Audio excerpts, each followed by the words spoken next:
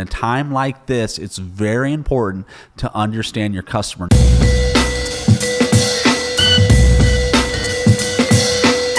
Welcome to the We Are Slam Show, where we share marketing agency insights, best practices, and ideas to help your business grow. My name is Tyler Kelly, co-founder and chief strategist here at Slam Agency, a digital-first full-service marketing agency which helps brands captivate, motivate, and inspire people to action through advertising. And today, I want to share with you just a few tips for transitioning during this time from real-world, in-person, offline business to online business. Now, a few weeks ago, we talked about remote working, and that's great for teams. That's great for production teams and corporate teams who, are doing work day in and day out. But what we need to start talking about now is how to transition from an offline sales environment to an online sales environment. And for many businesses that have never sold online before, this is your first time even thinking about this.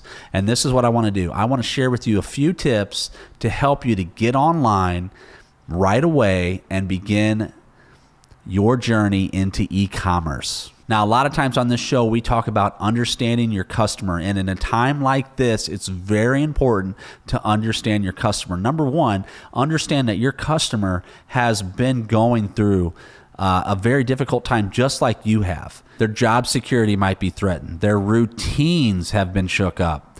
All of this is happening at a time when, as a business, you've got to figure out how to survive, and you've got to figure out how to take that step from doing business in an offline traditional way to doing business online. And so the first thing I want you to do is understand that customer journey. How do you do this? If you have a budget, if you're a marketing director with a budget, invest some of that budget into market research, into customer research. Don't rely on the data that you have from last year. Don't rely on the data that you have from 6 months ago. It's time to do social media surveys, to reach out to people. Everyone's online right now. Reach out to them and ask them how your business, can improve the quality of their lives right now. Research your customer, figure out what it is that they need, where they're going to find this information, whether it be online or offline, and how you can become a resource along that customer journey. Now, there's a few areas I want to highlight in the customer journey. The first is discovery, and going from brick and mortar to online business, you have to think about how customers are going to find you. Okay, now right off of the bat, in order to make this transition a little bit smoother, a little bit more seamless, I want you to, as soon as you have your online store up and running, get to your current customers. I hope you have an email list. If you do, begin to email them. Try not to use the word coronavirus or COVID-19 in it, because what's going to happen is maybe they're just going to ignore that email, think it's one of the many millions that we've all been receiving during this time. But reach out to them and tell them how you've optimized your business and how they can support you. These are your existing customers. If they're on social media, do yourself a favor. Make a video, put your face out there, say this is how we are impacted and this is what we're doing to optimize our business. I love this word, optimize our business in order to serve you better, to serve you in this time of need. If you do that, put some money behind it. A lot of people say boosting posts is a waste of money, and it is when you're trying to do specific targeted advertising. But in this case, put a video out there, put some money on it, and make sure that your followers see it, okay? Because you want them to know what you're doing and how they can help you survive and thrive in this time. So you have your online store, and now you need to communicate to your existing customers, whether that be by email, whether that be through social media, whether that be by phone. I mean, pick up the phone. This is the livelihood of your business at stake. So pick up the phone and start making calls, letting people know how they can do business with you during this time. Okay, so that's existing customers. New customers, it's all about discovery. It's all about being found. In the next few weeks, I'm going to talk about what you can do as a new online business to be discovered, to put yourself in a position in the search engines, to advertise in the search engines, to advertise in social media in a way that will bring in new customers, to remind old customers that may not be on your list that you're still a viable option, that you're still doing business.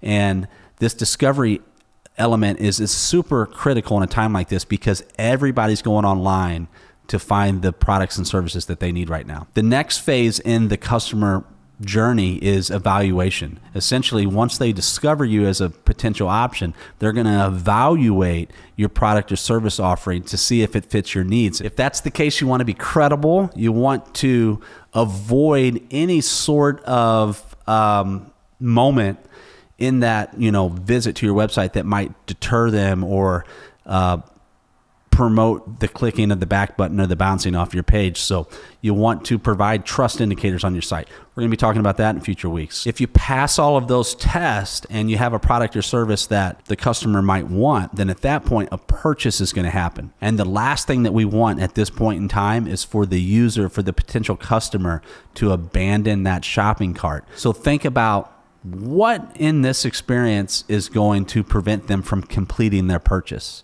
We're going to talk about that in future weeks. But let's say you make the sale, because I believe you will. At that point, it's super important to bring them into your email newsletter, your social media following.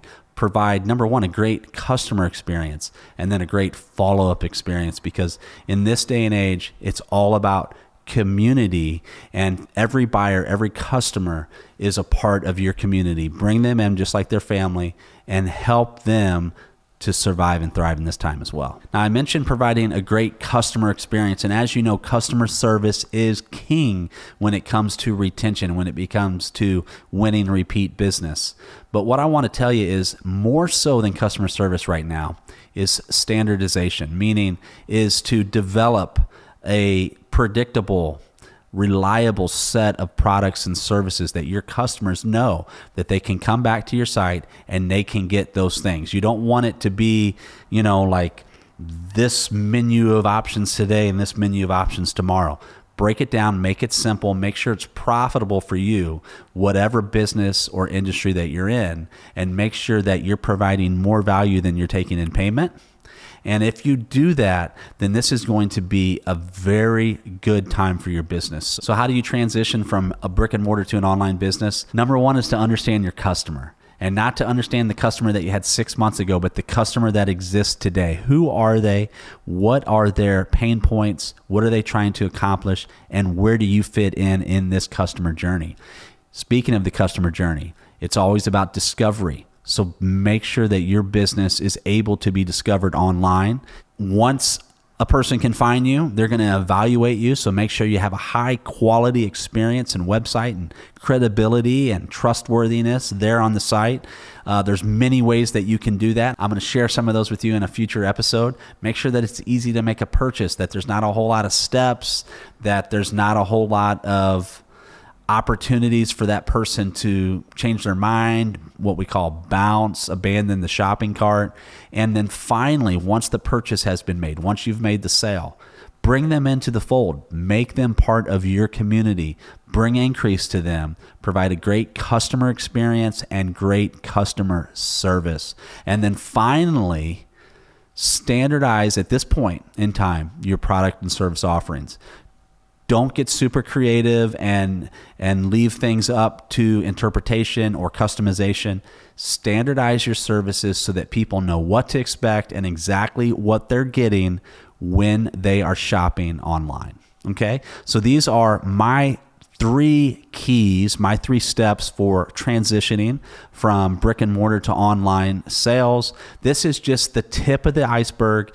Next week, I'm going to talk about ways to get discovered online, how to become more credible, and the things that you need to do on your website to convey credibility, and how to make sure that your website is doing everything that it needs to do to close the deal rather than push it away. All right? If you've enjoyed this episode, do me a favor and let me know in the comments. If it's on a social media site, if you're watching on Instagram or Facebook, let me know. If you're listening on a podcast network, be sure to subscribe, rate, and review.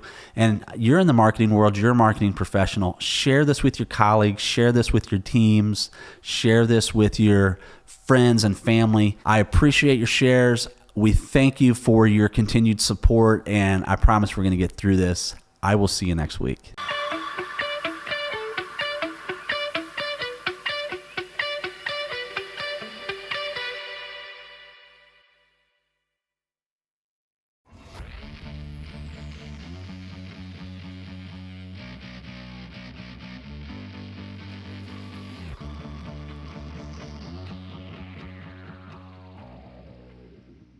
Whether you're doing it to be your own boss or you just intend to begin a business to make some cash on the side, there are 7 online businesses to start today. Running a successful online company definitely has its charm, yet comes with its own set of challenges. The fact is, all online business models are hard to create, however many individuals have actually already made the leap and became successful. With the best ideas as well as plenty of sweat, you can, as well. This isn't about one simple, life-altering method. Starting a company doesn't function in this way. Instead, we have actually assembled a collection of easy methods you can do without stopping your day work. 1. Design a clothing line. As long as you have some designs in mind as well as a little bit of time on your hands, you can create your own clothing business. If you already have Shopify, you can set up your very own apparel line making use of Oberlo, Printify, Printful, or comparable item sourcing apps. They immediately connect your shop to garments printers and apparel manufacturers. They deal with every step of the retail fulfillment procedure for you, providing you the liberty to style and ship a vast array of pieces, right out of the gate. Why begin a clothesline? There's absolutely nothing more satisfying than developing items that individuals will certainly utilize every day. As quickly as you develop your online store, you'll be able to begin offering right away. Thanks to apps like Printify and Printful, the procedure of developing as well as delivering your very own custom-made clothes has been streamlined. Transform your imagination into something real and rewarding. You'll like the sensation of seeing your designs come to life. 2. Drop shipping. Assuming you need a storage facility loaded with stock to run your own business? Think again. Drop shipping is an excellent means to start a business on a budget plan. You can hit the ground running by sourcing a pre-existing product from a provider and having them take care of product packaging as well as satisfaction. This procedure lets you avoid a lot of challenges that might be blocking you from starting your own business. More significantly, it eliminates the risk of discovering there's no market for your product after placing a big order with a supplier or distributor. Why choose dropshipping? You don't need to store items in a physical place, meaning that your capital won't get tied up in inventory. There's much less of an upfront risk. Whenever an acquisition is made, you place an order with a third party and also they manage the rest of the process for you.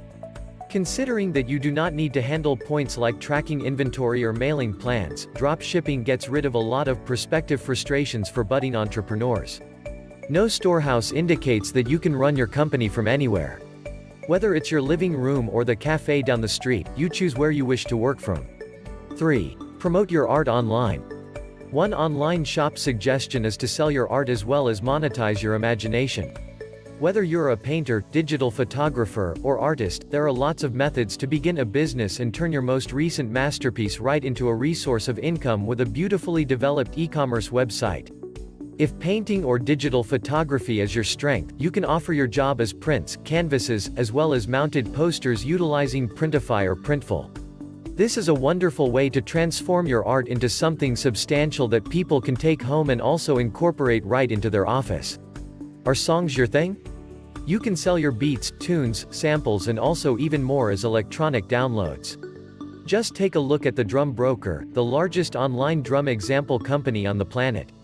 They produced an effective and also sustainable organization design with the help of apps like Fetch App and ShipStation.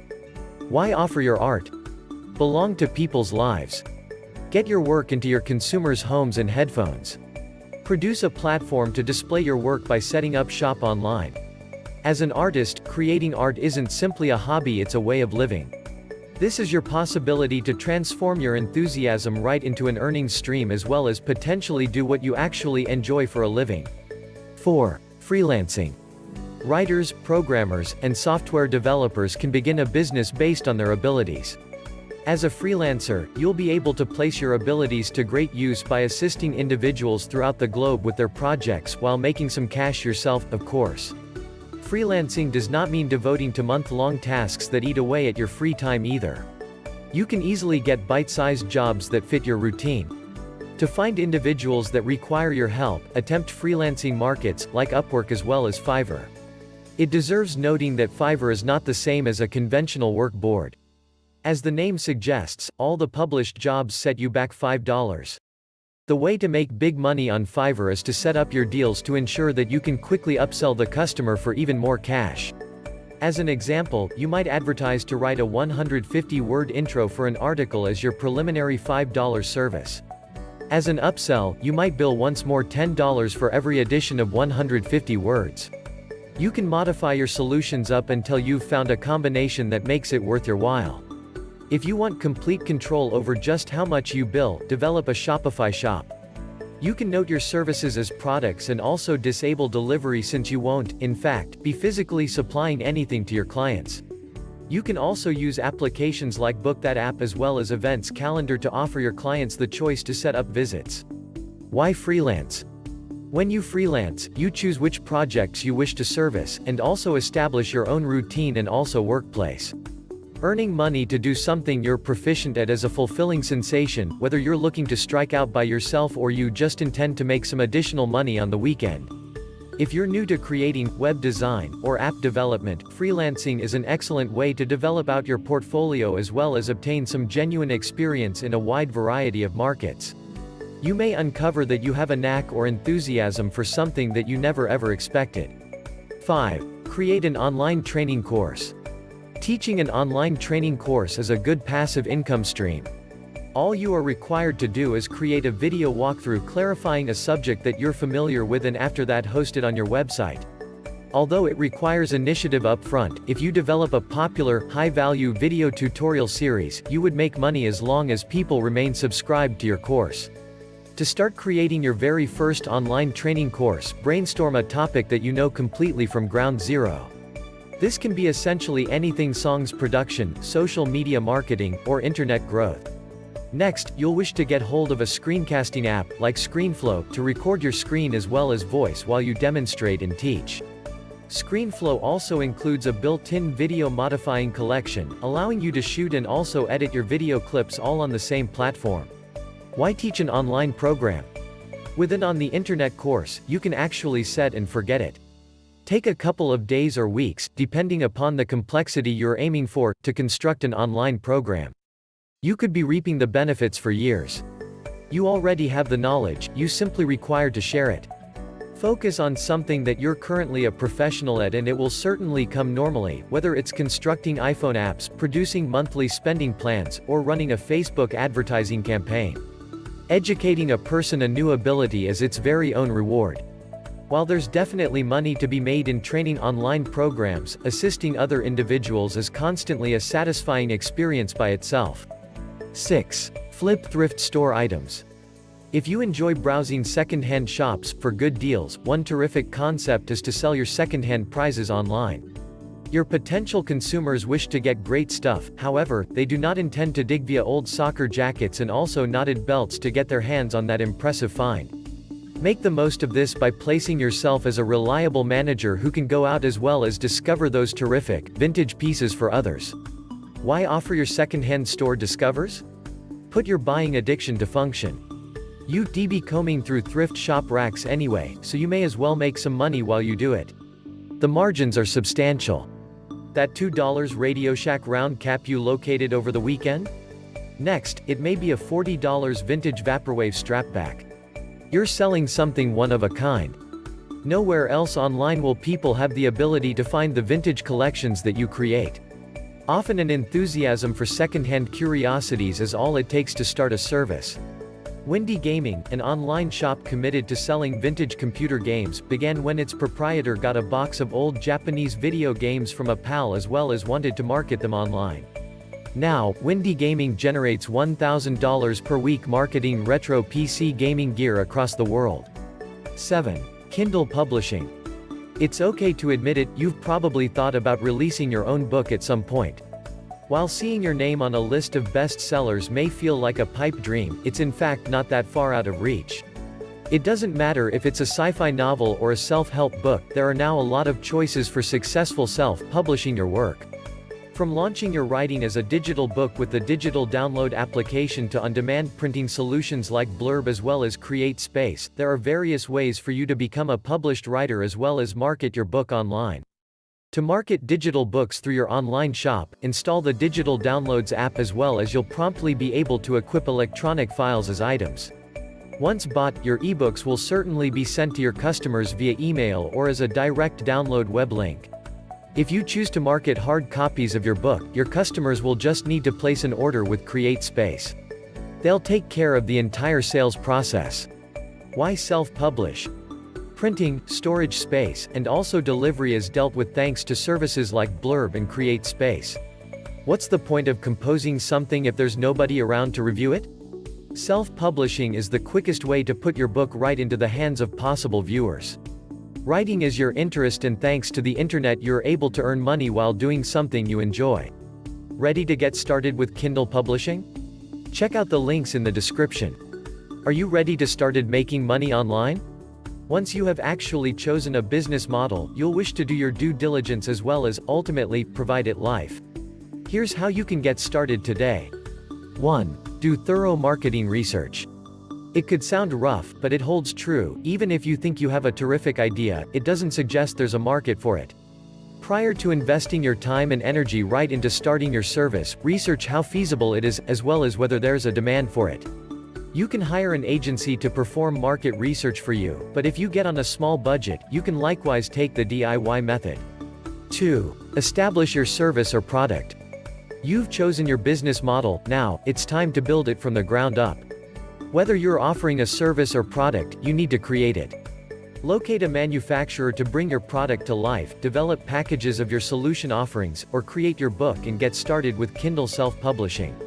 If you go the drop shipping path, the product has actually already been established for you. It depends on you to pick the items you're passionate about or that you have actually found a high market demand for. Want to get started with drop shipping today? Click the link in the description. 3. Build an investment budget. Quote, "How do I open up a corporate bank account?" is a common question for many new entrepreneurs. After you've officially registered with your city government, you must have the tax identification numbers and also other information required to open up a business checking account. As you expand, you might require financing for future ventures, be it a new product launch, or advertising and marketing. Having a business checking account makes it simpler for you to handle that funding, as well as track your revenue and costs. This is also helpful when it involves tax obligation preparation, as your business-related transactions will certainly remain in a single place. As your business finances become more complex, employing an accounting professional or tax professional is sensible. 4. Find suppliers and distributors. Product based on internet companies, specifically, may call for lots of business partnerships. For instance, a producer, a drop shipper, or a third-party logistics organizer. When identifying which partnerships you wish to move forward with, it's ideal to shop around as well as compare your alternatives to make certain you're obtaining the very best option for your needs. Various other online services might call for various partnerships or professionals. If you're composing a book, as an example, you may intend to employ a professional editor and book developer. 5. Design your website. If you intend to have an online business, you require to have a website. As well as to produce online sales, you'll require to incorporate payment processing capability, such as WooCommerce. Bluehost offers hosting and a domain name for $3.95 per month. Check the resources section below. It's time to start your online business. If you have actually been thinking online business models, it's time to go out there and create your online business. All the resources mentioned are in the description for you. If you have any questions, let us know in the comments below.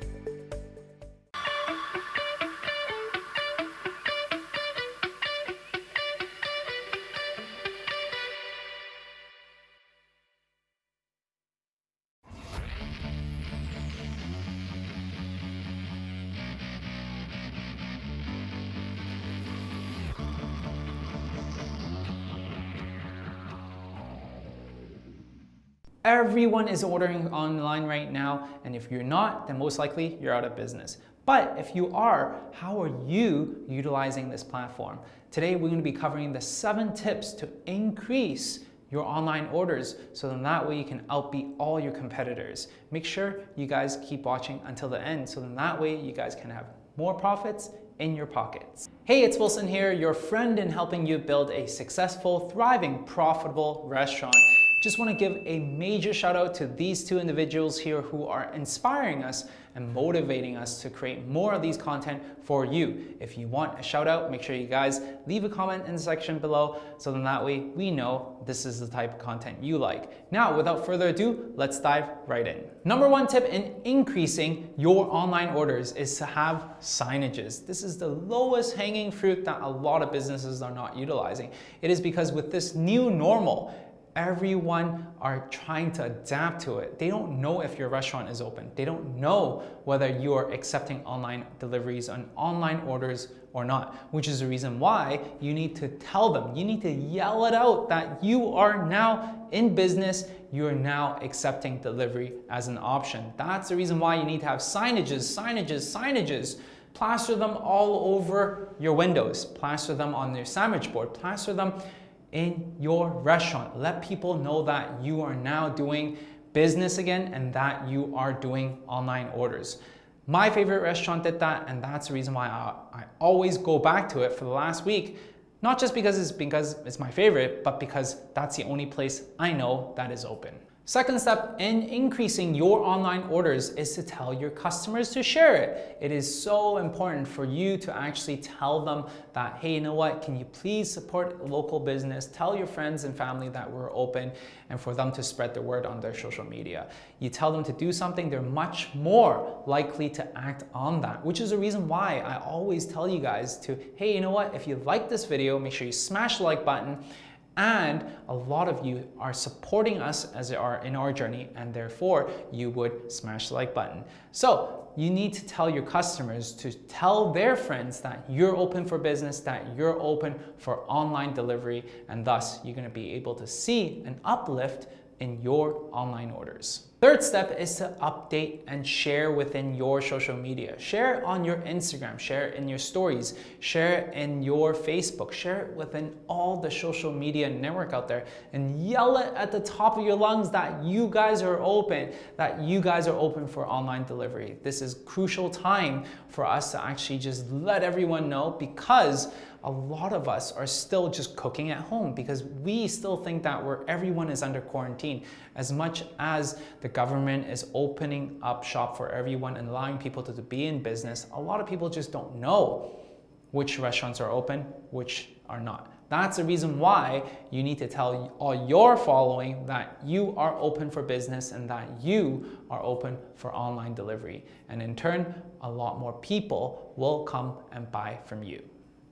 Fourth step in increasing your online orders is to update your Google My Business. Google is favoring all the businesses that have filled in all their attributes. For example, if you have free parking on lot or not, if you have your updated hours or not, if you are dog friendly or not. So filling in as much attributes as you can within the system allows Google to favor you more. So for me as a regular consumer, I would just go on Google and search for example, yesterday night, I was typing in top Shanghai food and only one place popped up because they updated their Google My Business. And on top of that, I was able to see beautiful high definition pictures, which enticed me to order from them already because I'm like, wow, this looks amazing. And on top of that, they replied to their emails and also their feedback and reviews. And that makes me feel confident in purchasing from this location. And that's the reason why it is crucial, even through this pandemic, that you update your Google My Business accounts. If you guys find any value whatsoever from this video, make sure you smash the like button so then that way we know this is the type of content that you enjoy and we'll make more of it for you. Now, let's get back to regular programming. Next step in increasing your online orders is to make your website super apparent. And what I mean by that is have delivery as an option above the fold of your website. So then that way people don't need to scroll down, people don't need to move their browsers. A majority of the people that are searching, they're on their phone. So make sure that delivery as an option is always right in the corner of the top of your page. So in that way people know exactly that they can order from you. They don't need to search, they don't need to scroll, and that in turn allows you to have much more sales just by having your online delivery option at the top of your page. Sixth step to increase your online delivery orders is to utilize your emails. A lot of restaurateurs collect emails, but they don't really utilize them. They don't send their customers emails on a regular basis. So now is the time for you to do that, for you to actually establish a rapport with your customers, give them value, tell them something interesting, connect with them.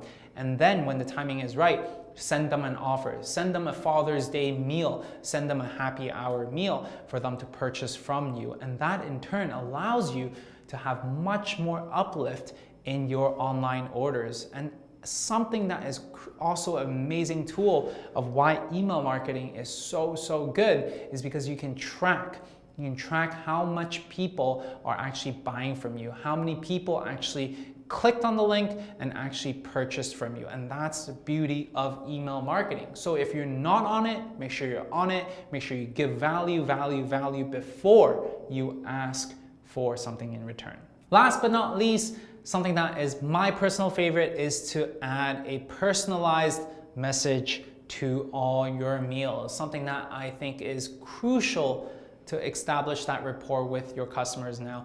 And that's the reason why I consult with all my clients. I tell them you should always write a personalized message out there for your customers, because now's the time that you need to lean on your customers to spread the word for you. And as a customer, we're not used to and accustomed to getting these private messages. So if someone actually wrote me a message when I order through DoorDash, thank you, Wilson, for your support and much love. And that's something that I would take to heart, because I'm like, wow, this restaurant actually cares. This restaurant actually took one step above and beyond to actually write me a message. And for me, in turn, I would either take a photo of it, put it on Instagram or whatnot, and share it with the world about how amazing this restaurant is. So therefore, if you want an uplift on your online orders, make sure you guys start utilizing this best practice to write a personalized message for your customers.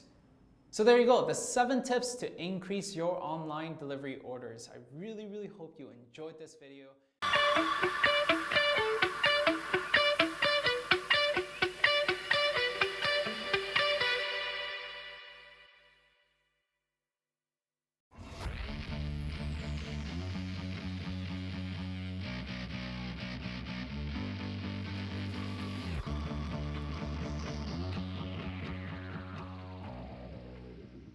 Do you have a neighbor who always stays glued to their PC? You probably have been wondering what they are up to, or even suspected that they are into something shady. Well, not everyone who frequently works with their laptop is a fraudster. As a matter of certainty, there are more legit ways to make money using your computer than there are illegal ways. So, just like that neighbor, you can discover a means of livelihood via your laptop. In this video, I'll be sharing with you 9 business opportunities you can start using your computer. 1. Creating animations. Over time, animation has grown to become a viable aspect of the media and entertainment industry. But many people are quite skeptical about learning how to make animations because they assume that it is complicated. However, with focus and dedication, you can learn to make animations within a few months. And you can also start up your animation business from your home with just your PC. There are software such as Animator, Plottergun, etc., which you can use to learn and master how to make pre-made animations in only a few days. Like any business endeavor, to be successful, you have to start by doing small jobs while you hone your skills and build your brand. 2. Presentation designer. This aspect of designing is one that so many designers ignore. Generally, when designing software is mentioned, people are less likely to add Microsoft PowerPoint. But then, being a PowerPoint expert sure has its upsides. One of its advantages is that it pays more, even more than other aspects of graphic design. Some presentation agencies are said to charge as much as $5,000 for one slide deck, or roughly $80 to $100 an hour, on the lower end of the spectrum. This high pay is because presentation designers are few in the market. Thus, companies are willing to pay a considerable amount, especially if the designer is exceptionally skilled. So, if you have a laptop and you are thinking of what business to set up, you should probably think presentation designs. 3. Course creation. People go online for various reasons, entertainment and socialization, as well as to find new information. There is a video for even the weirdest things online. Looking for a way to reuse a jean trouser? Or don't know how to pronounce a word? Well, going online is the next thing to do. This need for information and instructions has created an excellent opportunity for you to make money from whatever knowledge you possess. While information can be passed via blogs and books, creating an online course is another lucrative way. According to global industry analysts, online learning is expected to reach more than $240 billion by 2021. And thankfully, you do not need to be a pro to create a course.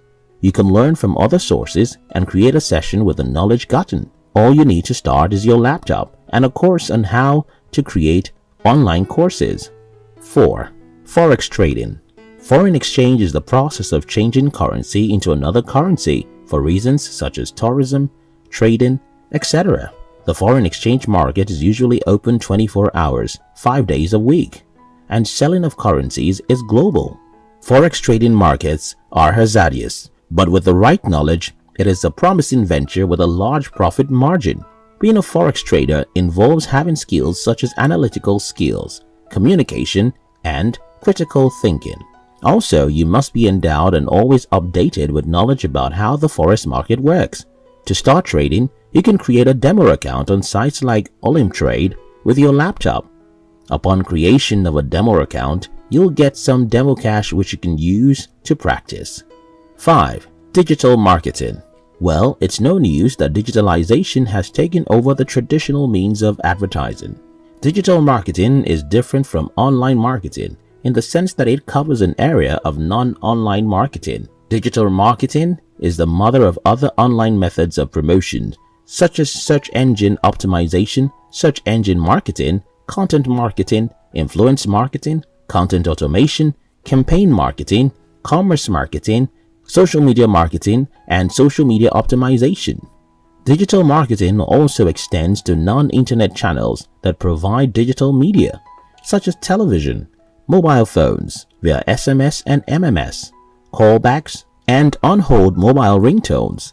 There is a wide range of choices to select in digital marketing, and the good thing is that you can start up any of them with your laptop.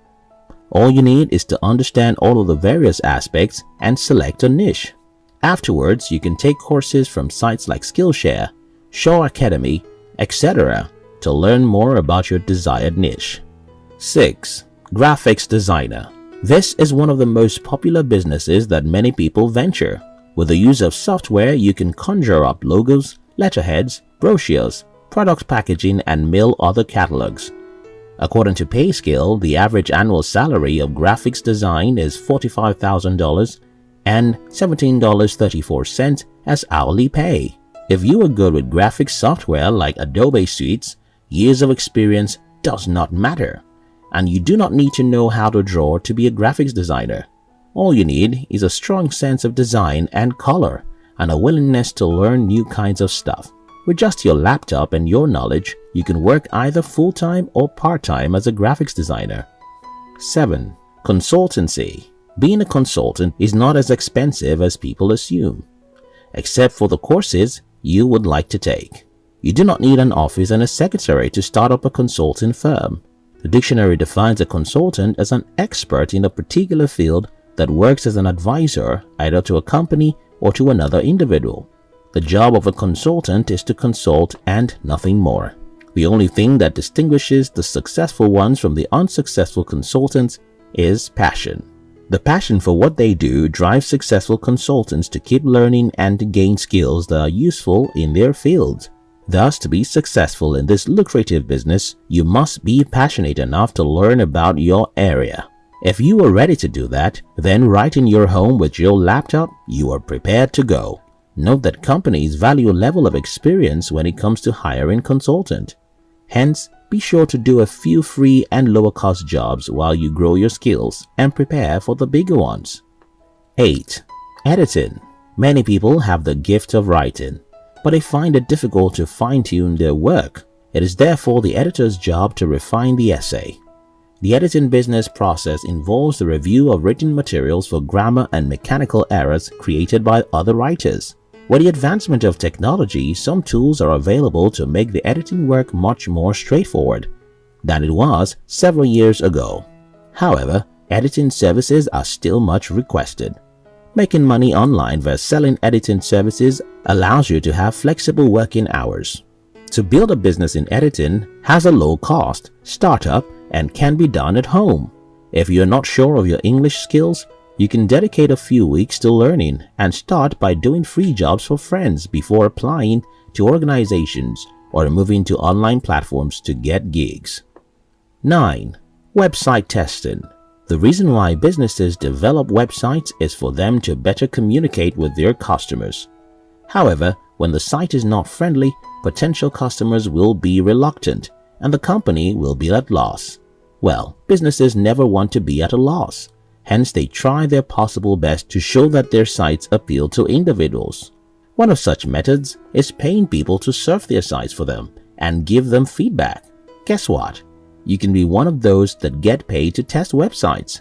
Isn't that cool? The coolest part about it is that you do not need a degree to begin testing. All you need to do this job is to be fluent in English and savvy with the internet. Being savvy does not mean that you must be an expert. With knowledge about the basics of how an excellent website should look, you are good to go. Website tests can last for 5 to 25 minutes. A few sites that you can apply to for website testing are user testing, enroll, user feel, etc. As you can see, there are various legal ways to make money online, and starting up these businesses are not as expensive after all. Your PC, which has only movies and games, can be a vital tool for you to begin. Don't be lazy, start up something.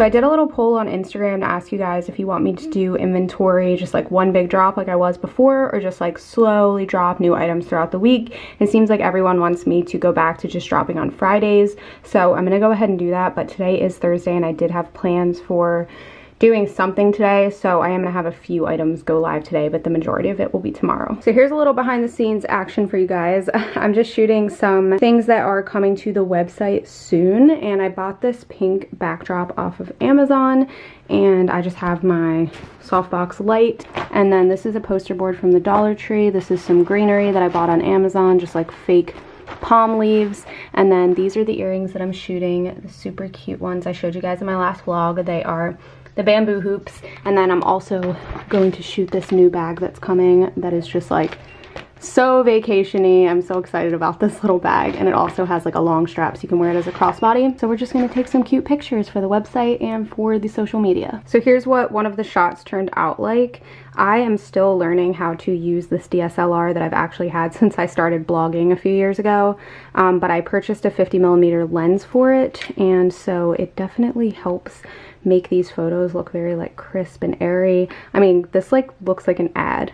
I love the way it turned out, and I just have to kind of play around and get creative with different backdrops and different little accessories to throw in there and bring some color into it, because it could just be like that, but that's boring. So that's why I was like, oh, let me add this into it, you know? Makes it pop. Just brought in my room divider just to kind of break up the pink a little bit, and I think this looks amazing. So I just like paired the bag with this vase and my pampas grass in it. And then I have the earrings, which I just decided to leave on the card instead of take them off, because I just think it looks pretty. It goes with the pink theme. And so yeah, I just took some photos of this. I just think this turned out perfect. I can't wait to do some styled shoots with actual outfits and this pink background along with the room divider. I just think it's gonna look so good. Good morning, guys. I wasn't exactly planning on carrying this vlog into another day, but nothing else happened yesterday that had to do with running a small business. And I really want this vlog's focus to be all about like the small business life. So I thought I would just carry it into today, because yesterday's vlog I showed you guys a lot of the behind the scenes of shooting content and just how I take pictures for website graphics as well as social media. But today I'm gonna get deeper into like the paperwork side of things. I actually have to go see my CPA later today and bring her some documents for tax stuff, and then I also have lots of inventory to go through, and then I am shooting some models later this evening in some new arrivals that are coming this week. So we have a nice productive day ahead of us, and I am super excited to continue showing you guys like behind the scenes. But I'm at the gym right now, obviously about to go in and get my workout on and then go home and we will start the day. Just finished, and here are my stats for today. I just want to show you guys, like, if you remember when I first started Jess Hutchins' program, I was like barely getting 200 calories, and now my total calories for this one workout is 457, just to give you an idea of how much harder they are getting. So proud of myself though. I'm heading to Starbucks now because I need to treat myself to a coffee after that. I think that was my hardest workout yet. Just so hard, but so good, because I've never worked out this hard before on my own. Just made it to the drive-thru, and it's like wrapped around the building. I could have went in, but I really don't want to go in there right now because I'm like, gross. But as I say that, I'm literally thinking about stopping in Walmart before I head home, because so I have this great idea. I have this white vase and I have pampas grass in it, and I love to use it. I think I showed you guys like backdrops and just to create graphics. It looks really pretty, but I wanted to do a pink one. So I went to Target with Alyssa a few days ago and I found a really pretty vase that was pink. But first of all, it was $20 and it was like kind of small. And secondly, it had a weird shape at the top. Like it had like this kind of a shape, and I just want like a normal vase, you know? So I feel like SpongeBob when he's like, not this, not this, this. Leave it to me to make SpongeBob references. Anyway, so I really want to get a regular vase, and when I was with Alyssa, she told me, well, why don't you just get paint and paint a vase? You find the one you want and then you just paint it. So I found this really pretty like blush pink color paint at Target, and I was thinking if I go to Walmart, I can probably find one for really cheap, just like a vase, and then boom, paint it, and then it's mine. So maybe I'll run into Walmart to grab that. I also need to get more hand sanitizer because this is me every time I need sanitizer. It's like there's more in there, I just can't get to it. So I have to do this. It's terrible. Just got my coffee. Not sure why they used a dome lid, but I'm assuming maybe they ran out of the other ones. So good. It's the brown sugar, iced shaken espresso. It just tastes like the way I make my oatmeal in the morning, because it uses oat milk and it has like sugar in it. I mean, it's brown sugar, but brown sugar reminds me like cinnamon flavors, and I make cinnamon oatmeal. So good. Anyways, I'm at Walmart. I'm gonna run in here really quick, not gonna record because it's Walmart and it's gonna be packed. So I'm just gonna try and get in and out of there, and I'll let you guys know if I find what I'm looking for. I am back. I did not find the vase I was looking for, but I did get my hand sanitizer, and I also got an SD card because I am taking pictures with some girls tonight who are modeling for Somebody. I'm really trying to branch out and get more people on the website modeling in different shapes and sizes. One of my goals for this year was to diversify the brand a little bit more, which is definitely more work because it's easy for me to just model the stuff, but not everyone looks the way I do. So I wanted to make Sun Bunny a place where all women feel like they can shop. So I'm having more models, and so I needed a new SD card. But we're gonna head home now, take a shower. Okay, I just got out of the shower. I'm gonna make my muesli for breakfast. It's one of my favorites to have for breakfast. It's just this whole grain muesli, which is super yummy if you're a cereal lover. And some flaxseed meal, very healthy. And then I do some oat milk, blueberries, and granola. Just put some makeup on, and I'm just gonna let my hair air dry, honestly. I don't really feel like doing it. So I am going to start working on what I need to bring to my CPA today. So my CPA is doing all of my taxes for me because it gets way too complicated. But she did have like some homework for me before I bring her all of my paperwork. And one of the things I have to do is create a mileage log and also a expense log. So any expenses that have to do with the business that you can write off, like shipping materials and paying for my PO box and the expenses involved in getting my business license, and all of that stuff can be written off because it's a business expense. So I have to go through and do all of that, and I also have to highlight. When I had my personal account, I had a lot of expenses starting up Sun Bunny before I got a business checking and savings account. So I have a lot in my personal bank account that was still a business expense before I set that up. So I have to go through tons of statements and highlight everything that was related to the business that was in my personal account. So that's kind of like my work right now that I'm going to be doing. And then at 2:30 I have to go see. Just printed off all the shipping labels, and I'm gonna go ahead and pack orders, everything that has come in over the last few days. I have like 10 orders to pack really quick. And then I'm trying to decide if I want to go now or later to get my nails and toes done, because I'm doing 2 back-to-back photo shoots Tuesday and Wednesday for myself. And then I have 3 shoots this week where I'm having other girls model for Somebody. So it's gonna be a very busy week, but I definitely need to get my nails redone. Finished packing my orders, and now I'm just going to work on tagging some jewelry because I have these earrings. I did most of them, but I have a few pairs left, and then I have necklaces that I need to get done. And I texted my CPA, and I got so lucky. She said I could come at 3:30, and my nail guy said he could do my nails at 2, so I am like back to back with things. So I have like 10 minutes to tag this jewelry. Then I'm gonna go and get my nails and toes done. Hopefully they can get both of those done in 1 hour. And then right after that, I have to head into town to see my CPA, drop off all this paperwork. That should be really quick, and then I have to come back, and then from 5 to 7 I have that photo shoot with the 2 girls who are really sweet. They're from FGCU, and they offered to help model Sun Bunny for me.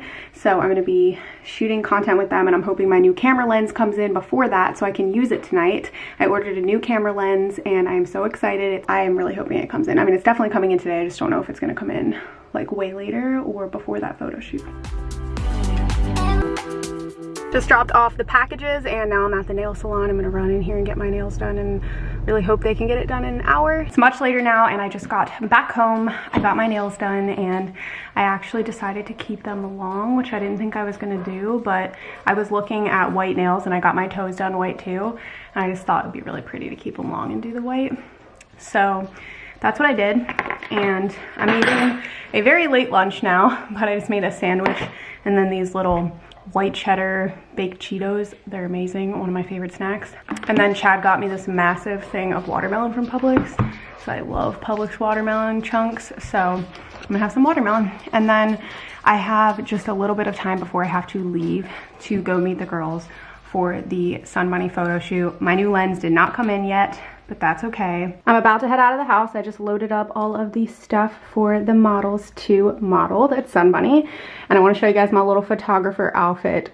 I love not having to be the model. I was telling Chad, it's like so nice. I don't have to dress up. I don't have to worry about my hair and my makeup because I'm the one taking the pictures instead of being the model. And it is just so nice for a change. Hello guys, it's much later now and I'm watching TV and Chad and I need to start making dinner soon. It feels late and it's not. Wait. Oh yeah, it is late. It's 8. But the photo shoot went super well with my new 2 models. They did really, really awesome. And I am just so excited that I got all of those pictures for the website. We've got new faces. So I have 3 new models now on the website and I'm shooting 2 more other girls this week. So the website by like the end of the week is going to be filled with all kinds of girls with all shapes and sizes, and I'm so excited. So that was pretty much it. This is like a few days in my life as a small business owner. Thank you guys so much for watching today's vlog, and if you're not already subscribed, be sure to click that subscribe button, and I'll see you in my next video.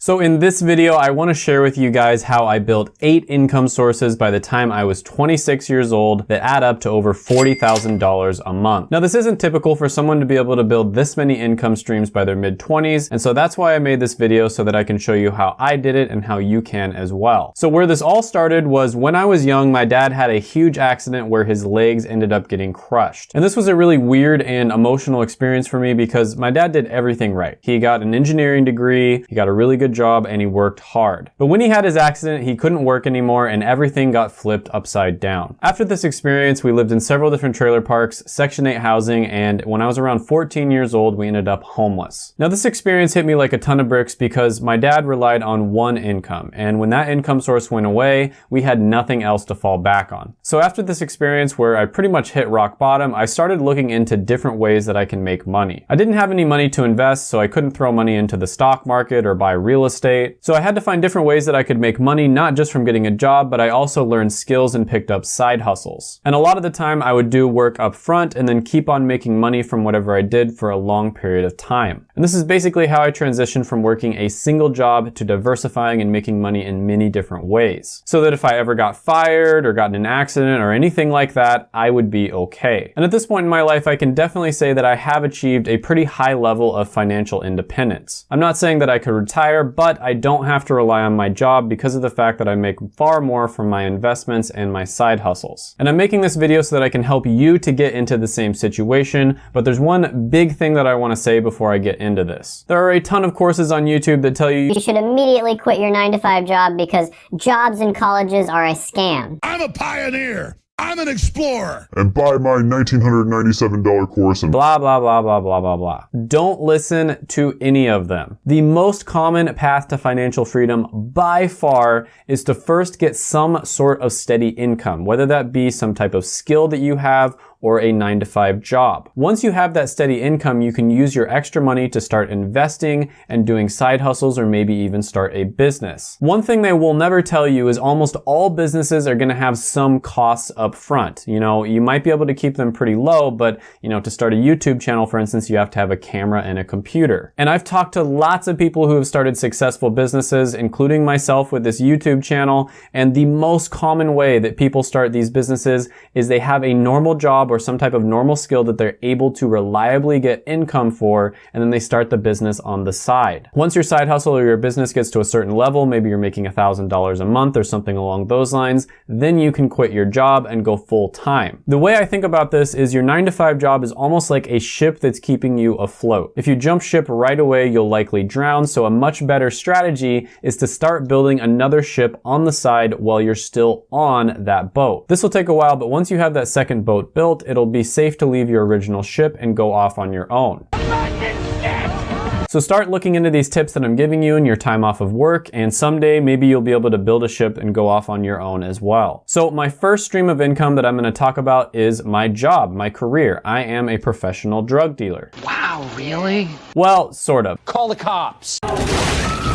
I'm a pharmacist, and I'm not technically allowed to tell you exactly how much I make. However, if you look up the statistics on BLS.com, you're gonna see that pharmacists make on average about $128,000 a year. We'll go a little bit under that to make it easy to calculate, and we'll say they make $120,000 a year, so that would be about $10,000 per month. So after my dad's accident, his health in general kind of just deteriorated, and he ended up having a heart attack a few years later. And that got me interested in the medical field, and I realized after doing some research that the medications he was taking were literally the only thing that were keeping him alive. And this started a passion in me about pharmacy and pharmacology, and it was my dream to be a pharmacist ever since I was a teenager. And I was able to accomplish that goal at 24 years old. Now, pharmacology is one of my passions. I've always been extremely interested in how drugs interact with the body and how the body interacts with drugs, and all of the miracles of modern medicine in general has always been fascinating to me. But I've also always been passionate about personal finance and entrepreneurship. Ever since I was young, I've been doing little side hustles and starting little mini businesses, and I've always loved it. And pharmacy has been an amazing career, and it pays really well, but I also have a lot of free time on the side that I can use to pursue my other passions. And in that free time, I've been able to make a lot of extra money, and now it's actually gotten to the point where I'm making more money with my side hustles and my investments than I am with my normal job. It's not easy though. I work really hard on this channel, for instance, and so if you appreciate that, make sure to gently tap the like button.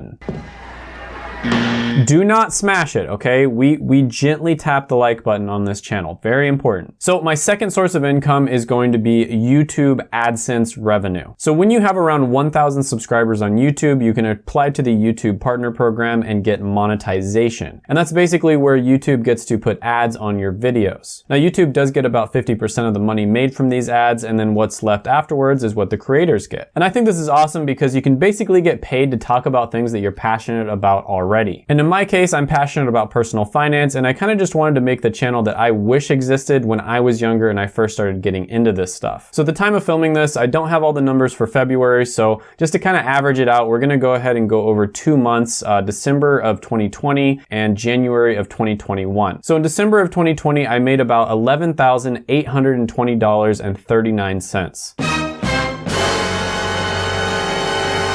And at the beginning of the year, AdSense does tend to go down a little bit. So in January of 2021, I made around $9,766.24.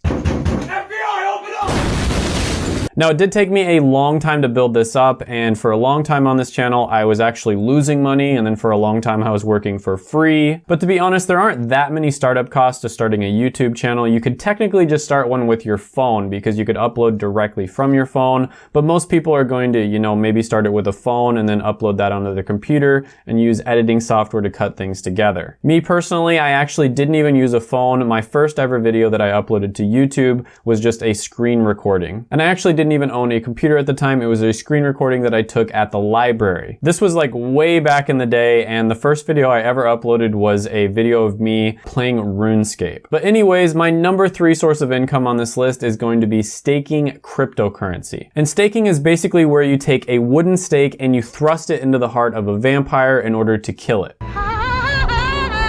Just kidding. This is another amazing way that I've been making money, and it's basically where you stake cryptocurrency that you already have on a website like BlockFi.com. So cryptocurrency is basically a virtual currency that doesn't have any central bank or authority that controls it. It's a way of transferring value without having to go through some kind of middleman like the government or a bank. And this allows people to freely exchange goods and services without having to worry about counterfeit bills or the government printing money so fast that it becomes worthless, like has happened time and time again throughout history. Now, staking is very similar to a high interest savings account where you earn money just by simply keeping your cash in the bank. Except instead of earning around 0.3% interest, you're earning more like 6 to 8% interest per year. And on top of that, the value of the cryptocurrency itself will also likely go up. And this also incentivizes people to hold their cryptocurrency instead of constantly buying and selling it, which makes the market less volatile. Now, I do want to say here that staking and cryptocurrency in general is very risky. It's entirely possible that all cryptocurrencies could go down to a value of $0 at some point. So only invest in cryptocurrency if you've really done your research and you're confident in your skills. But long story short, I'm making about $300 a month just from staking cryptocurrency. Now, there's a ton of different websites that you can stake your cryptocurrency on, but the one I mostly use is BlockFi.com because I trust them the most. And I will link them down in the description below if you're interested, because they have a free promo where you can get up to $250 in free cryptocurrency. Now, in December, I made around $290.70, and in January, I made around $308.30. Now, $300 a month probably doesn't seem like very much, but because of the fact that it's extremely passive, I really love this type of income because I don't have to do anything. Now, number 4 on the list is going to be affiliate marketing. And this is basically where you get a small commission for any sale that you refer to a company. So all you have to do is drop a link, and if someone clicks on that link and buys the product, you get paid. It's that simple. It's crazy. So let's say that there's a book that I really like and I talk about it in one of my videos. I could just make an Amazon link down in the description below,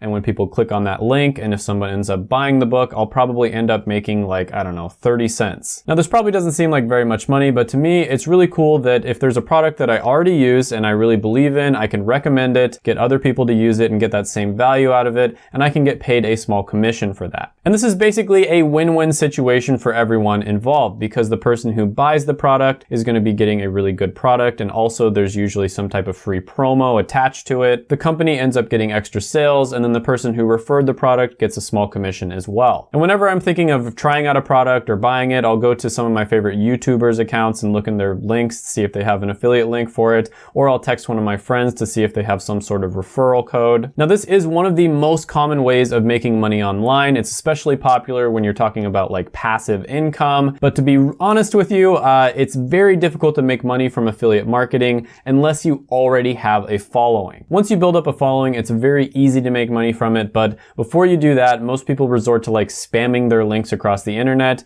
and even that doesn't work very well. But overall, in December 2020, I made about $316.94, and in January, I made around $405.07 from affiliate marketing. Now, I haven't looked at the numbers for February, but they're much better. I think I actually hit over $1,000 for February. I know YouTubers that are making way more than this. I almost never mention links down in the description, and for the longest time, I didn't put any links. I don't think I put a single link in my description until I hit 100,000 subscribers, and then from 100,000 to now, I only had one link, and then very recently, I started putting more links for companies that I just really like. So I honestly left a ton of money on the table because it's literally just passive income. Like, if this is something you're interested in, just click my link, right? You don't have to. You can always just type it into Google, but if you want to help me out a little bit, you can always click my link and then sign up for it as well. So number 5 on the list is going to be my side hustles, and the main bulk of this income is going to come from flipping items. This is one of my favorite side hustles ever. I've been doing this forever, and it's basically where you just find some item that you're familiar with,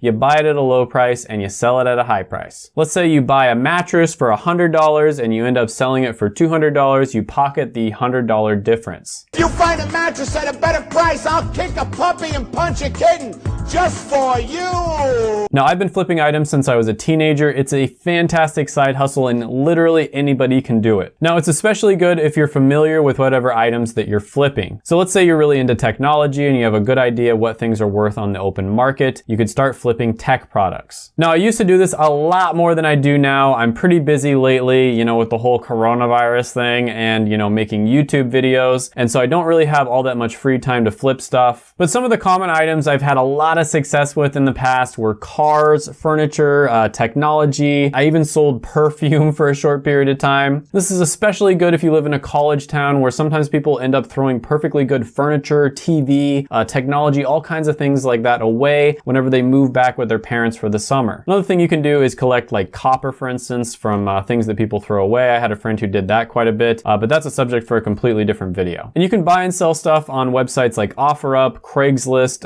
Facebook Marketplace, etc. There was one car that my dad and I bought, for instance, where the person thought the car had a serious issue because it wouldn't start. We bought it for, I think it was $600, and we immediately figured out that the issue wasn't serious at all. It's just literally like the negative wasn't grounded in the car. So we bought the car, and so like 5 minutes later, it was completely fine, and we ended up selling it for over $2,000. Now, I don't know all that much about cars, but my dad did, and he was able to tell immediately that the car had absolutely nothing wrong with it, and we got a killer deal. And that goes back to the whole thing of just buying and selling things that you or, you know, someone close to you knows quite a bit about. I really can't recommend this one enough. Anybody can do it just by knowing a little bit more than other people do in the marketplace about whatever you're buying and selling. So with this one, I made around $225 in December and $850 in January. Number 6 on the list is going to be sponsorships. And this is basically where you put a paid sponsorship for a product in one of your videos. It's almost like a little extra 30-second to 1-minute ad that you throw into your video, and the company pays you to talk about their product. Now, I probably receive over a dozen offers for sponsorships via email every single day from all these different random companies. And that's right, I haven't accepted a single sponsorship yet. This is completely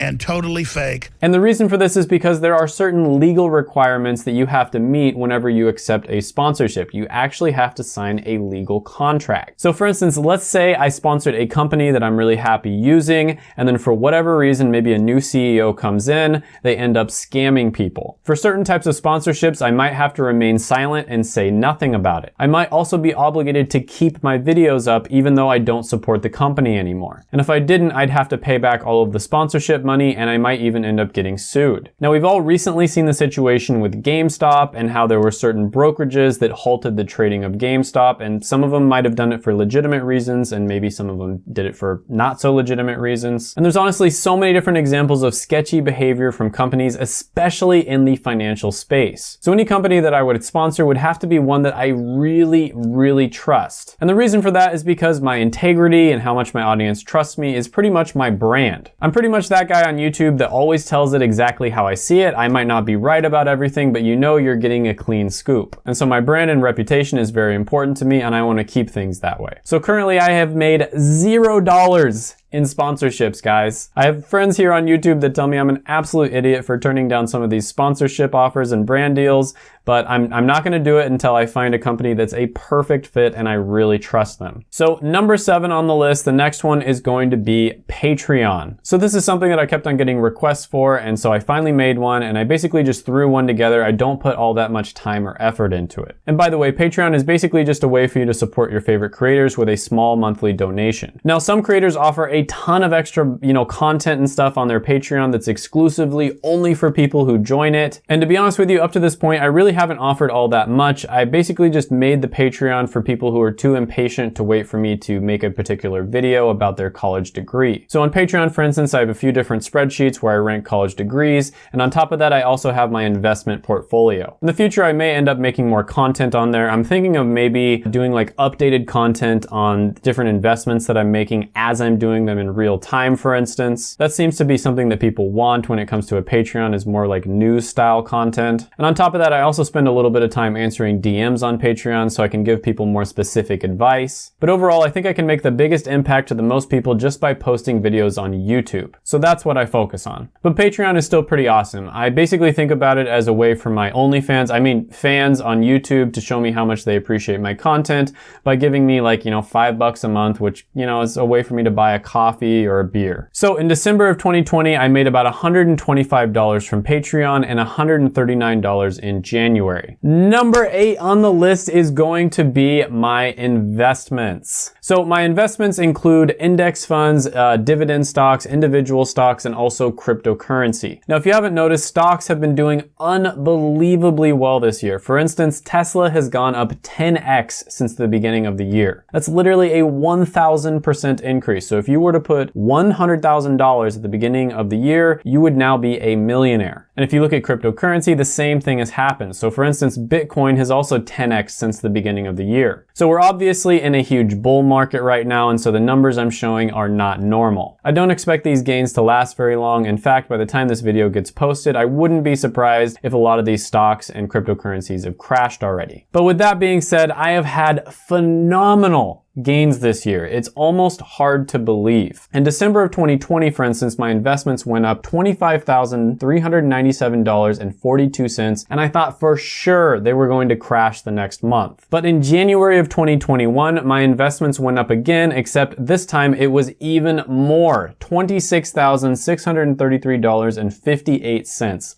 Unreal. Now again, this is sort of theoretical because if I don't sell, then it's not technically income. But I guess you could say that my net worth went up by that much. But if I did decide to sell right now, then it would become income, and that's why I'm including it on this list. But with that being said, what goes up must come down. In the near future, I know that I'm going to have a negative month. I wouldn't be surprised, for instance, if there's a month in the future where I end up losing $20,000. And it's gone. But I probably won't end up selling because my investment plan in general is to invest over the long run, so I don't have to try to guess when the market is going to go up or down. All right, guys, so I got my trusty Texas Instruments calculator that I used during college, and let's add all of this up. So we've got the $11,820. So in December of 2020, after adding everything up, it was $48,175.45. And in January of 2020, after adding everything up, it was almost the same, $48,102.19. Now I can tell you for sure that February isn't going to be that good, and November wasn't that good either. And I can totally see why some people would be a little bit annoyed that I'm including my investments since I didn't actually sell them.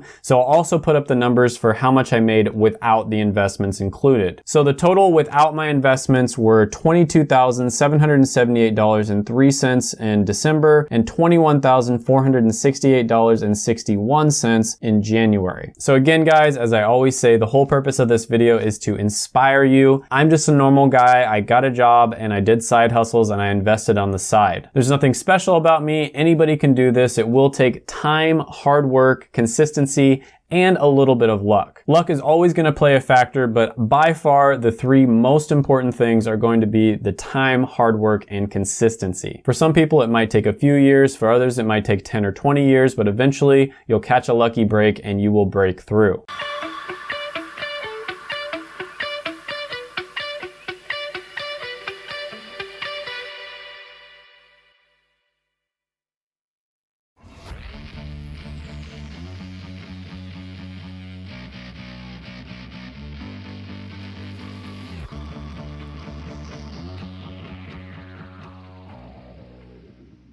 $73,363. $6,136 products sold.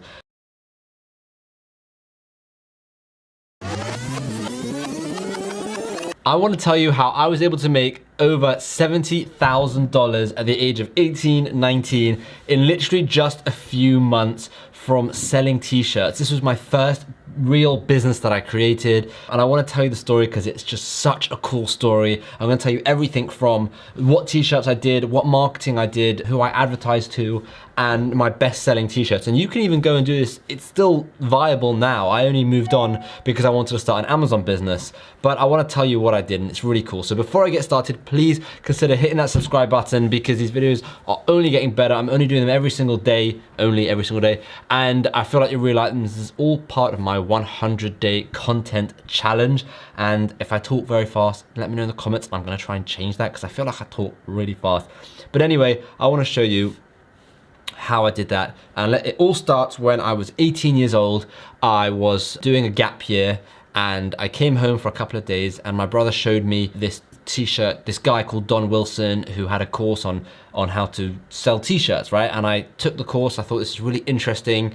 I went back abroad in my gap year and I was watching this course, doing a bit of research, and I came to, let me just exit this because this is annoying. I came to a realization that if I wanted to do this and I wanted to make money on this, I wanted to take action straight away. So I left my gap year early. It was meant to be a year. I left after 6.5 months. I came home and I focused all my attention on building this business up. I've got my notes on my computer, by the way, so that's where I'm looking. I started with a website called Teespring, right? I use Teespring and I use Facebook, right? And I was advertising on Facebook my Teespring t-shirts. It just blew up really fast. Like, it blew up. I wish my YouTube channel would blow up as fast as my t-shirts blew up, because that would be really cool. The first thing I did was name t-shirts. I don't know if you saw this when it was a trend, but it said like, I'm like team, so my name is Shimmy Morris, so it would say like Team Morris, or something like that, right? It had all these, they'll pop up on the screen here, but that is what it looked like. And you were able to advertise on Facebook in a very specific way, targeting people by surname.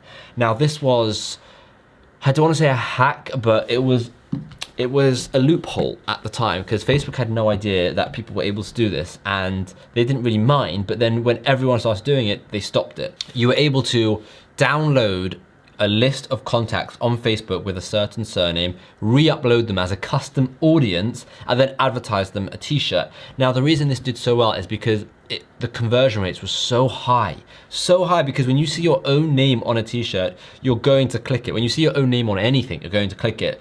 So I made a whole bunch of money from that, but then Facebook went and said, this isn't right. You can't target people by their name. This is a bit too intimate kind of thing. So they stopped that, right? They didn't let that happen anymore.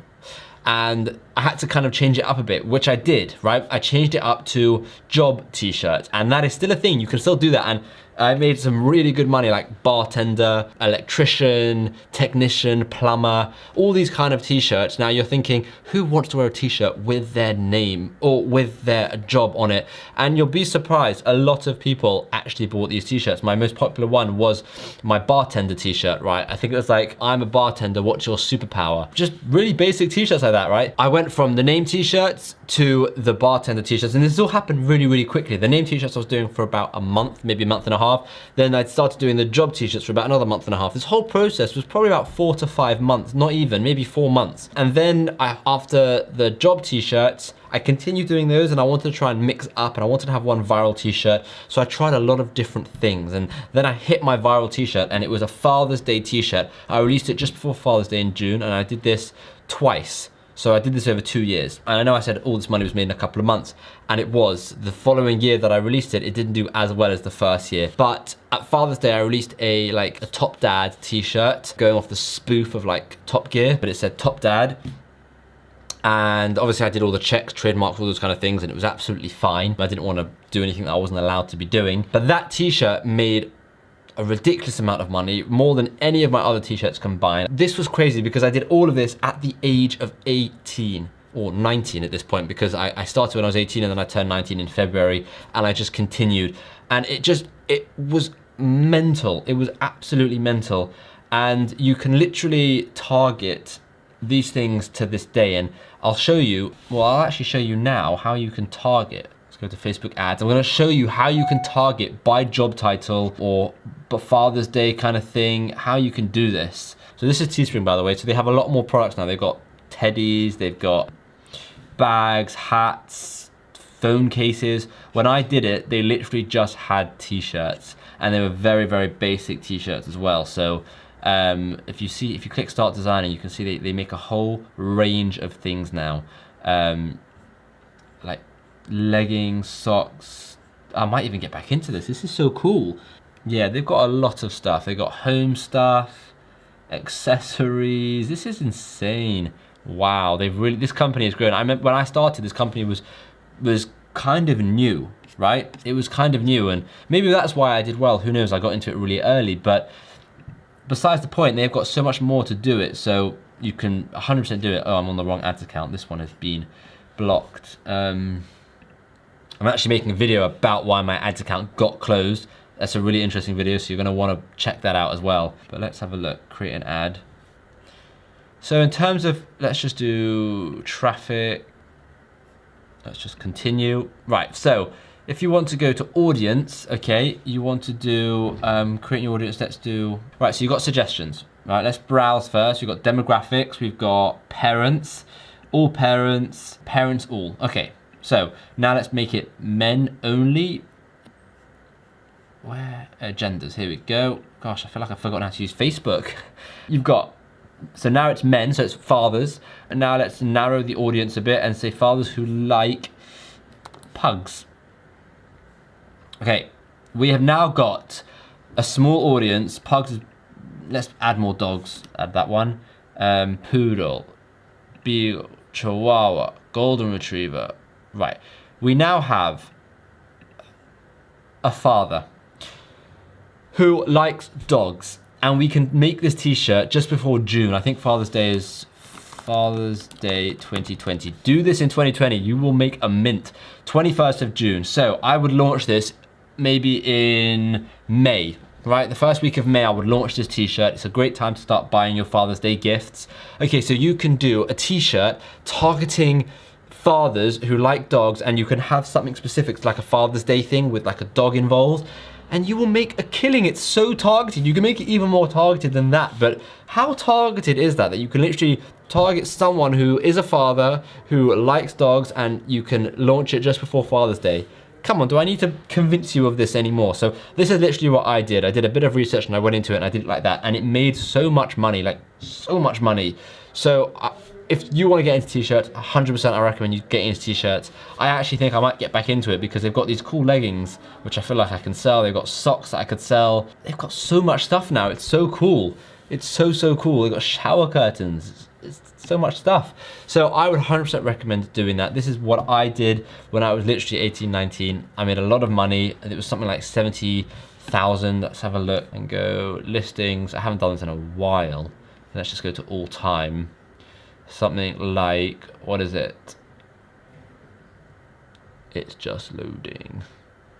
$73,363. $6,136 products sold. That is insane. Look how insane that is. That is insane. Come on. You can definitely do this. And if you want any help doing this, let me know in the comments down below. Maybe I'll make more videos. I could make a whole tutorial video on this if you want me to. But let me know in the comments down below. I'm happy to make a video from the process of researching, creating a t-shirt, advertising it on Facebook, and getting sales like that. And it's just brilliant. And you don't have to pay for anything, right? It's crowdsourced, so you only pay for what you sell. So you obviously have to pay for your ads. Yeah? Hello. Hi, thanks. Okay.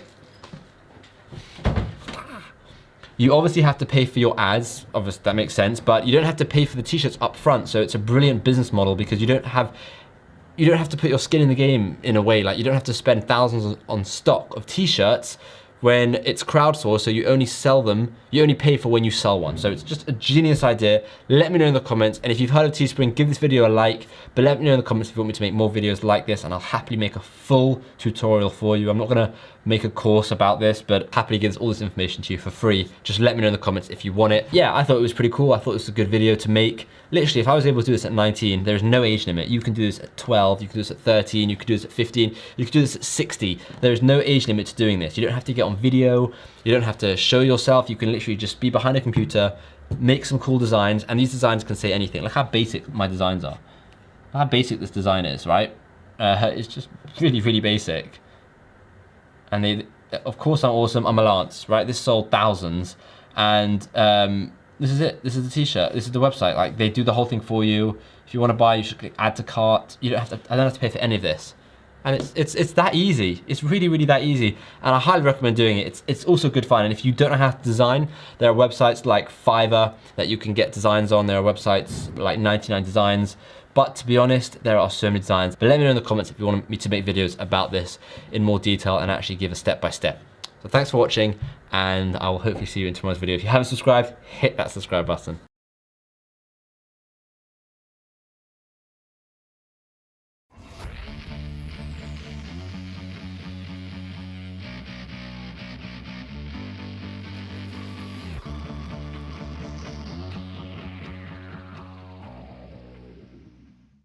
It's the 14th of September and I think I want to start my own business. Hi guys, I'm Karina and welcome to my channel. I am in the process of starting my own business and I wanted to document this entire journey and share this with you. So I do create a lot of DIY projects for my YouTube channel, and even around the house I'm always doing something or the other. There are so many products that I can potentially sell, but I just did not want to sell random things that I'm making. I wanted to curate a collection and stick to a niche. So I did think about creating textile prints because I am a textile designer. I did go to textile design school. Then I even ventured off into making clay jewelry, and I don't think I see myself making jewelry. So then I did do some research about macrame, and it is trending right now. It is something I've loved doing, and it's something I see myself doing for a long time. So I realized, why not start a business of selling macrame products? So now that I've established that I do want to start a business in selling macrame products, the first thing that I actually need is raw materials. So my first instinct was to just contact sellers who are selling these products and ask them where they're getting their yarn from. I know for a fact that a lot of people will not want to disclose where they're getting their raw materials from, and I expected that. So a lot of people did not reply, and I was okay with that. So there was this one girl who did reply to me, and she told me a few sellers that are selling this yarn in Canada. All of these yarn shops are so expensive. I would have never thought that I would be paying so much money to buy yarn, but it is what it is, and that's why my products will be priced at whatever my costing turns out to be. So I did contact that seller and I did order one sample pack. I will be getting 6 different colors, and the color of the yarn is very important for me because I want my brand to look very pretty and all the products to be very cohesive. I just don't want all these colors to be all over the place. So that was very important for me. And the second thing was to get hardware. Now I did find some Pinterest images for the type of keychains that I want to make and the colors I want to use for the hardware, and I did order a sample pack of 100 pieces. I have not received it yet, so I really can't wait to receive my yarn and my buckles to start making these products. So now let's talk about naming the brand. So I wanted to call my brand Cree, but in the last week I did enough research to figure out that Cree.com has been taken, and on Instagram the username Cree has also been taken. So I did go to the extent of emailing the website owner and messaging the person on Instagram who owns this username to give it to me, but basically no one got back to me. And then I realized, why not with Love by Cree, because it goes with the whole concept of the brand where I'm making the products by hand, by me, and with a lot of love and care. So I realized, why not call it With Love by Cree. Although the name of the brand is still gonna be Cree, and even on my Instagram, like my logo, my branding, my cards, everything will be Cree. Just the username and the website URL will be withlovebycree.com. So after purchasing the domain name, I had to figure out where I want to host this website. So you buy the domain name from GoDaddy or Google or wherever you want to buy the domain from. Now that is separate from where the domain is hosted. You can use Shopify, you can use Weebly, Square, Wix. Honestly, there are so many options, and the most popular one is Shopify, but I found that to be a lot more expensive than the other options, and my main objective was to not spend a lot of money each and every month on the website. So I did find Square to be the best option for me. It wasn't so expensive and it gave me everything that I wanted for the website. So yeah, I made my website on Square and I absolutely love how it looks. It's so minimal, so simplistic, and yeah, it just looks very pretty. I love it. So after making my website, I did make my Instagram page, I made my Facebook page, I signed up on Pinterest, I made my email account, and I also signed up on Etsy. So my 2 tasks for this week is to open a bank account for my business, because so far all my expenses have been through various accounts and PayPal and so many other avenues where I cannot keep a track of all my business expenses. So it's very important to create an account for your business where all the expenses and income goes to one account. So it's just going to be a lot more easier to do accounting at the end of the the year. And my second task is to figure out shipping. Now, shipping is a huge deal because in Canada, shipping is super expensive, and I do want to find the cheapest option that I can. So obviously I'm going to look into Canada Post. There's something called Chit Chats. I need to figure out the labels. How am I going to print it? Because I don't have a printer. Am I handwriting it? Am I using postage stamps? I don't know any of that. But basically I need to figure out shipping, and yeah, that's my task for this week now. Now, before I talk about packaging, I did want to update you guys regarding my shipping. So I did decide to go with Canada Post, and I did realize that if I'm shipping to the US, Chit Chats is the best option, it's the cheapest option. Now, the only downside is that you will have to print out your own label, and I don't have a printer, so I'm not sure if I'll be able to use that. But for now, I'm going to stick to Canada Post. And regarding my bank account, I did open a new bank account for my business, and I'm super excited to use that. As for packaging, my main goal is to make the most sustainable packaging, and I found No Issue to be the best brand. So I did order all my packaging material from No Issue, and I will be doing a dedicated video just for packaging, which will be going live in the next few weeks. So make sure to hit the subscribe button and stay tuned for that. Out of this entire process, the one thing that I was super confident about was actually making the product, and I finally get to do that. All the boring work is done, my website and all of that, shipping and everything is done. So now I'm relieved, and now I can finally enjoy the process of making the product. And I finally got my hardware last week. So I got my sample pack of yarn in 6 colors, out of which I only like 3 colors. I like the blush, the brown, and the white. So that's what I'm planning on making my products with. And as for the keychain, I got 2 hardware options. I got the hard buckle and the oval buckle.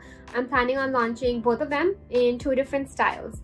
So in this week, I'm going to be making all my products so that I can photograph them for my website as well as social media. Now, this is the most important step when it comes to starting your business.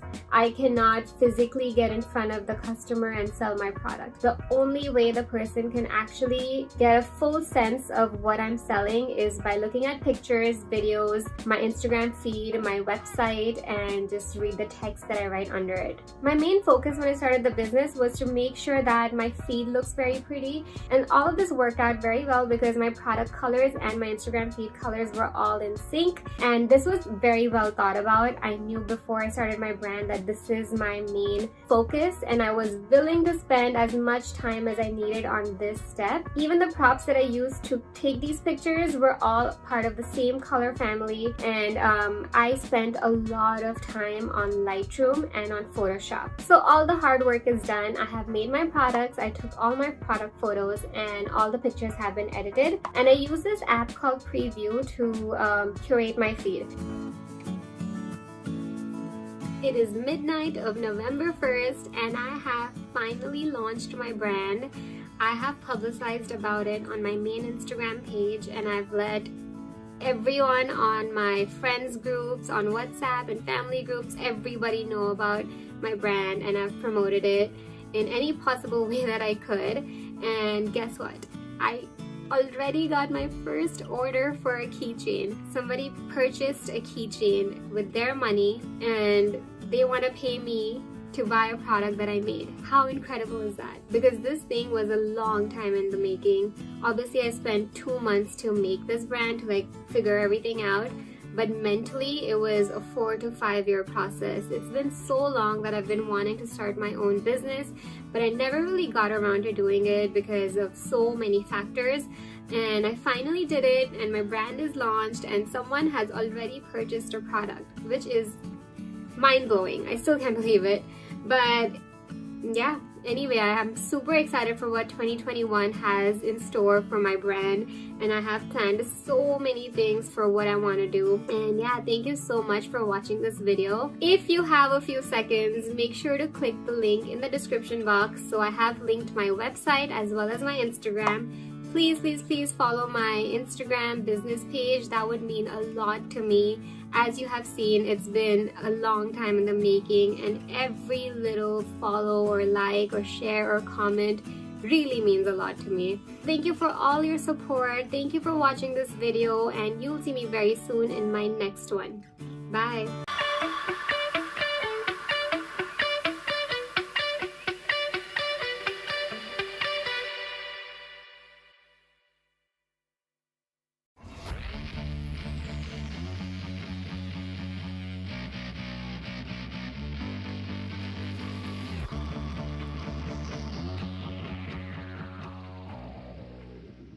Come on guys, it's Jake here. In this video, I'll be showing you how much money I make as a YouTuber. And specifically right now, my main channel that I make money on, I have over 11,000 subscribers right about now. It's about 11.3. I post videos pretty consistently. Like I try to post at least 5 videos Monday through Friday. And I also have over 1 million views on my channel. And I have been in the YouTube partnership program, which is basically what allows you to monetize your videos for quite some time now. It's been like well over a year or so because I've been doing my channel for about, I would say probably 2.5 years or so, and it took me about a year to reach the requirements you needed to be monetized on YouTube. But I also make money other ways on YouTube other than just simply running Google Ads, but that is my largest revenue source. But anyways, I'm going to show you guys how much I make, and specifically I'm going to pull up the YouTube like Studio app. If you're unfamiliar with it, it basically shows you all your statistics around your YouTube channel that only I normally get to see. So I'm gonna pull that up for you guys and also show you guys how I make money elsewhere with other things associated with my YouTube channel. But also, if you're new to the channel, definitely consider subscribing. I talk about this kind of stuff, entrepreneurship, investing, stock market, things like that. And also, if you enjoy the video, definitely feel free to hit a thumbs up. But anyways, I'm gonna pull up my YouTube Studio app first, which should be over here in a couple of seconds, because this is where I make my most money from YouTube, and this is where I feel like most people would just assume you make the most money to begin with. So anyways, it should be up right about now. And as you can see, I have the app up right here. So this is my main channel right here where this video is being posted right now. I wouldn't really know where else it would be posted, but either way, so if I go to the dashboard over here, I can go to a bunch of different things, and I guess I'll just go through like these videos first. So as you can see on my videos, I usually get like minimum 500 views or so, but like maximum when I'm just posting kind of a random video, I might get like a couple thousand or so. It just kind of depends on the day, depends on the video, things like that. Some weeks it seems like I make like a ton more views on my videos, like this one right here, how I made, you know, 5,600 investment on Robinhood. I got a bunch of views on that one. I got like 14,000 views. But if you scroll down, in general, I tend to get anywhere from 500 to like 1,000 or so, or 2,000. So I'm not getting any crazy amount of views. And if I go to, I don't know if I can go to most popular on here. Oh yeah, most viewed. I don't have a video on my channel that has like 1 million views. Like the most viewed video on my channel only has 67,000, then 60,000, then it kind of goes down a pretty decent amount. So there's no video on my channel that just has like hundreds of thousands or even millions of views, because if I was to have a video like that, I'd probably be making a whole lot more, and some people, that might be a little bit misleading then for some people. But either way, if I go a little bit deeper in the actual analytics on the app over here, you kind of have your overview here of everything that's been going on. And then you can go to revenue, discovery, audience. I mean, this kind of stuff doesn't really matter for this video too much. I guess the biggest thing would be just the overview, looking at the views and the watch time, and then also the revenue. So first, I guess I'll go with the revenue here. So the revenue, let's see, I guess I'll start like a couple months back. I'll go to May right here. So May, I made $709. And as you can see, it kind of goes up and down a bit. And really the only reason the revenue goes down on my channel is when I'm not posting, or if I just happen to post a video that just doesn't simply get a lot of views or something like that. And the only reason it kind of spikes up quite a bit is because the video I post that day usually just gets more views than usual. So that's usually what those spikes mean. Then when I go to June right here, June was pretty consistent, made about 620, a little less than May though. Then if I go to July, which was last month, I made 667, and as you can see at the end there, it really spiked up quite a bit. And then August, which is almost over, I'm recording this on August 27th, I've made so far 553, and I will say, which I might be able to look at a little bit further in the video, I posted much less videos. I mean, I just haven't been posting as consistently in the month of August. I think the past 2 or 3 weeks or so, I've only been posting like 2 or 3 videos a week when I normally post 4 or 5. So when you're looking at revenue just straight up like this, there's a lot of different factors that go into this. So some things on the YouTube side of it is like how much you make per 1,000 views. So how much I make per 1,000 views, that's kind of like the benchmark that YouTube uses. There's a ton of different ways to look at this and to kind of figure out how much you make. Obviously, you can just simply divide like your views by how much you're actually making, or your monetized views down on how much revenue you're making. But also YouTube will actually tell it to you. And supposedly I'm not supposed to share that information with people. Like that's some part of their privacy policy that you're actually not supposed to share. So I won't share it there, but like I just said, you could do the math yourself. It's actually not that hard.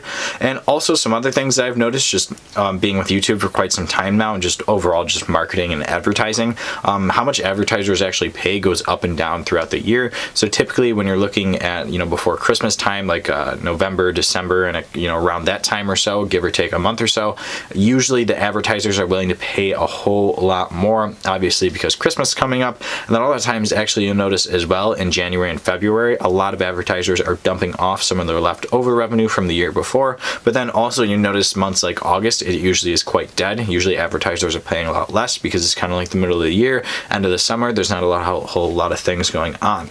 So if I go to my monetized playbacks, and this is estimated monetized playbacks, it's basically how many monetized views I'm getting, like give or take. As you can see, it says estimated because they're actually not entirely sure. And sometimes videos get demonetized and things like that. So if we go through July, I had 58,000 or so. June, I had 50,000. May, I had 63,000 because as you can see, or if you remember from a couple of seconds ago, I made quite a bit more in May. And then if we go all the way back to April, 56,000. So monetized playbacks is basically your views, which I'll show that in a little bit as well. And then if we also go to ad types, so I don't know why this would matter too much, but ad types, skippable video ads, that's pretty much what I make the most money off of. As you can see, it's almost over 92%.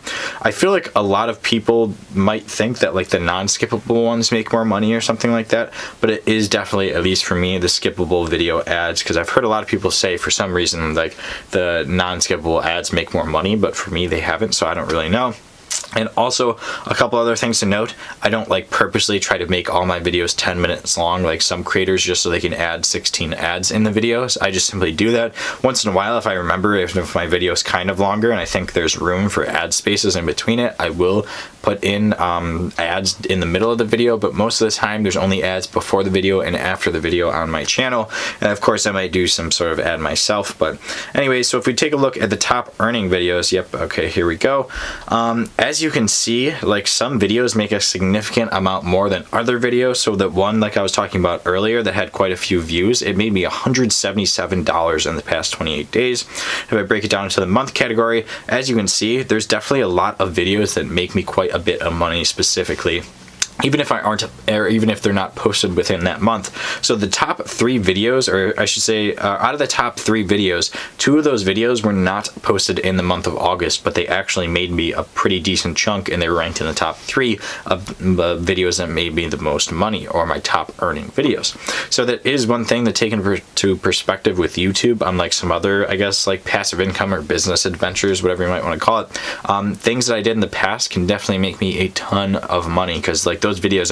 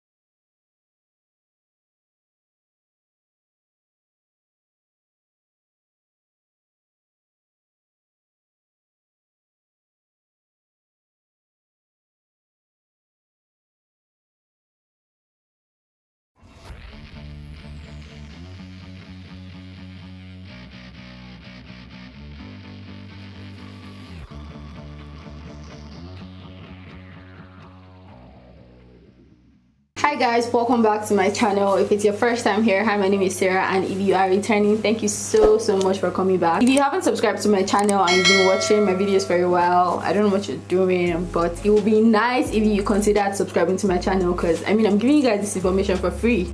I feel like this video is overdue. It's way long overdue, but then yeah, it's better late than never. The year has finally come to an end. I believe that a lot of you that have been watching my videos have been taking inspiration from me. A lot of you have told me that I've inspired you to start a business, I've inspired you to want to start a business, and oh my god, like that is the best feedback I've been getting from these videos I've been making. That's the goal, honestly. That's the goal. That's my goal, to just inspire a lot of you guys and help you guys out in ways that I can. And I'm really excited that I can finally make this video, because something about me is that if I want to go for something or if I want to do something, I would do my research till I don't see any more videos about it. So I just feel like I'm very excited that I can finally make my own take on this. I'll give you guys like my own version of this, if that makes sense. Here, everything I'm going to be saying is going to be from my own experience. I haven't watched any other videos like for inspiration or anything before I made this video. I'm just telling you guys what has worked for me and tips that I can give you guys. I'm also going to make a video on mistakes that I made when I was starting my business and mistakes I think you guys should avoid, or rather I know you guys should avoid. Let's get right into this video.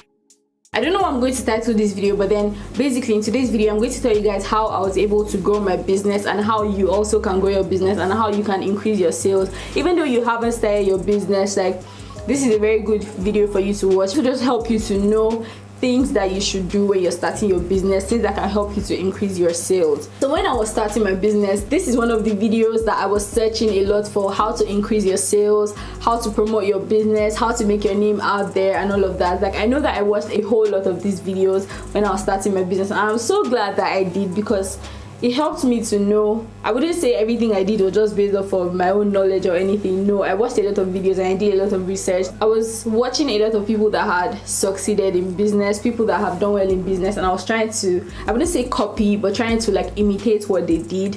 And yeah, this video I'm mainly going to be focusing on one of my businesses. If you guys don't know, I have two businesses and I'm going to be focusing on one of the businesses. So one thing I just want you guys to know is that I feel like everything that I'm going to say are tips that you can use, but then honestly I feel like what has really helped me in my business is how much there's demand for what I sell, and I'm so grateful to God. But then another thing is honestly and solely just the grace of God. Like I can't give myself credit for anything. I feel like the only person I can give credit for everything is God. I just feel like it's just grace of God that is on me, honestly. Like everything else, I can literally do everything else, but then when I don't have the grace of God, like it's not going to work. So I just want to put that out there. Like it's not by my own power that I have been able to do everything that I did. So yeah, and I feel like another thing is that you can't sit down and be waiting for the grace of God to work upon your business when you're not like putting in the work and all of that. So yeah, so I just wanted to put that out there.